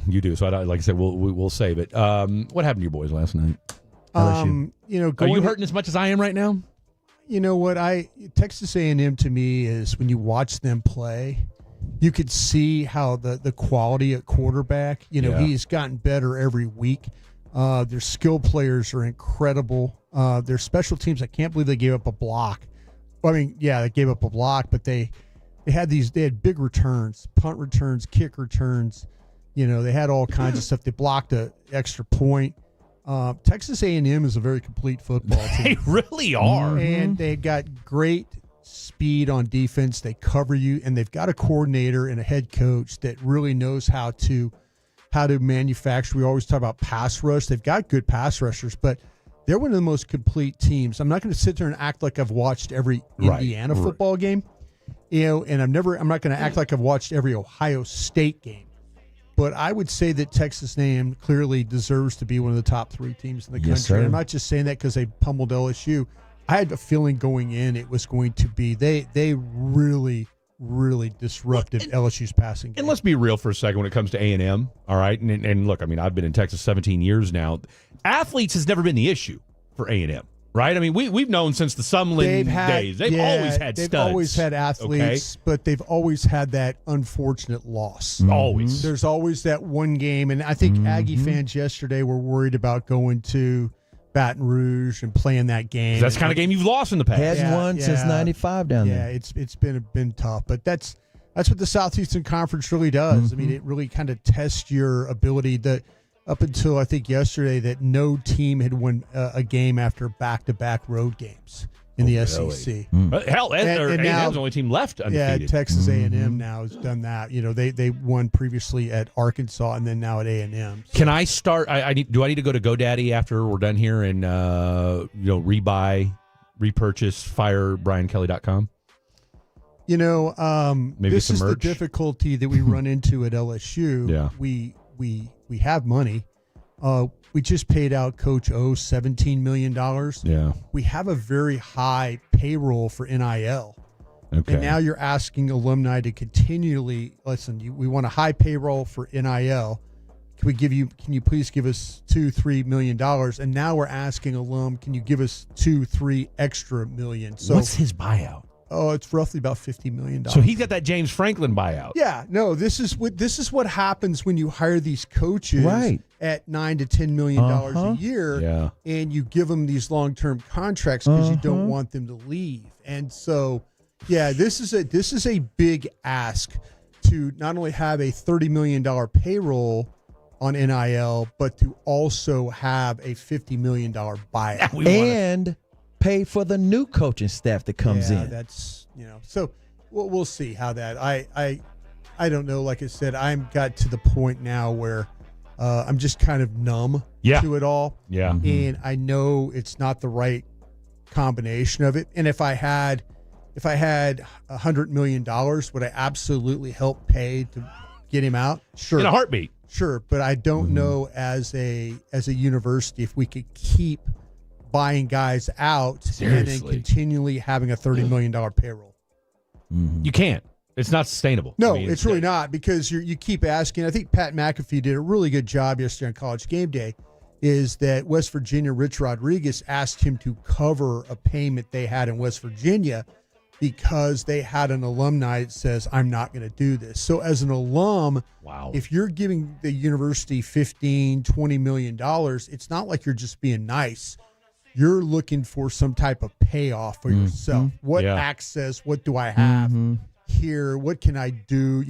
What building can you name after me? Listen, let's be honest. Mike Lombardi at North Carolina could sell access to Michael Jordan to somebody. You could sell access to people within, or Bill Belichick, or wherever you want to do. You could sell that kind of access, but that's where alum are now. They're not to the point where they're willing to fork over. Like, why do I keep having to write checks for $5 to $6 million a year? Yeah.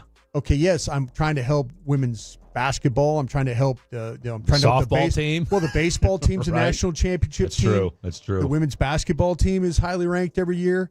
Why am I trying to help? And now what's the buy-in here? And what am I getting out of this?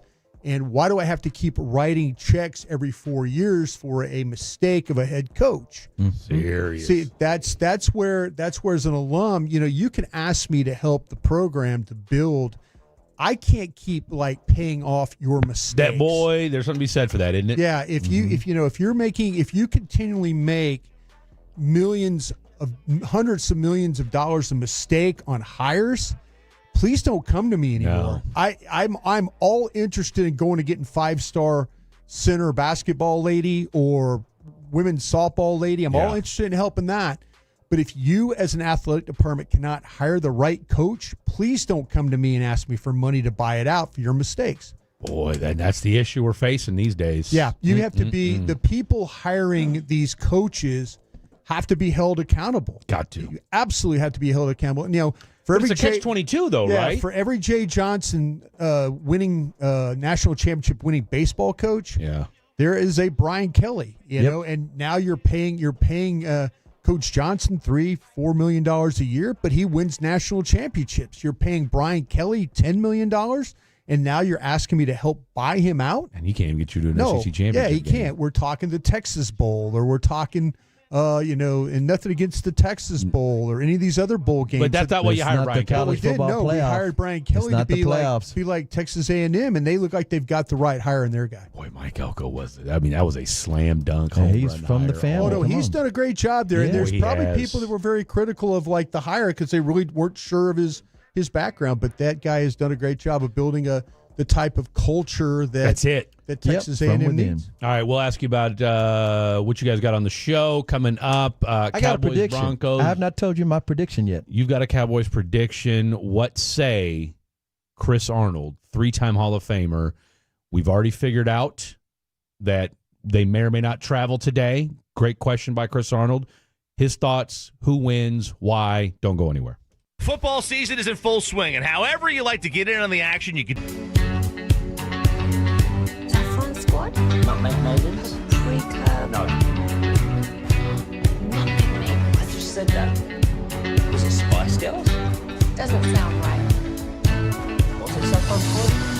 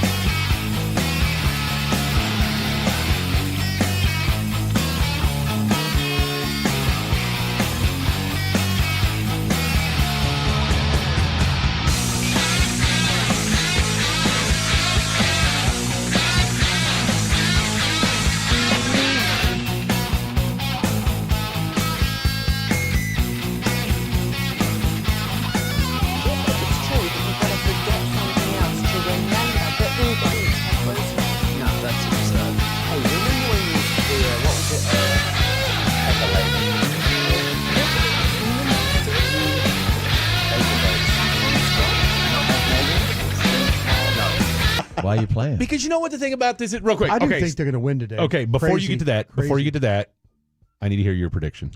This is the prediction. As you guys know, they have not won up in Mile High since 1992. They have not visited Mile High since 2017. Atolo from Denver sent me this article, and he said, do you realize the last time the Cowboys won in the Rocky Mountains, cell phones had antennas attached to them? Yeah. Deion Sanders was about doing a primetime thing with the Cowboys, just joined the Cowboys. And not only that, the number one song was Too Legit to Quit by MC Hammer. Yeah. That's how long it's been for the Cowboys to win up there in that thin air. Wasn't Deion in that video too?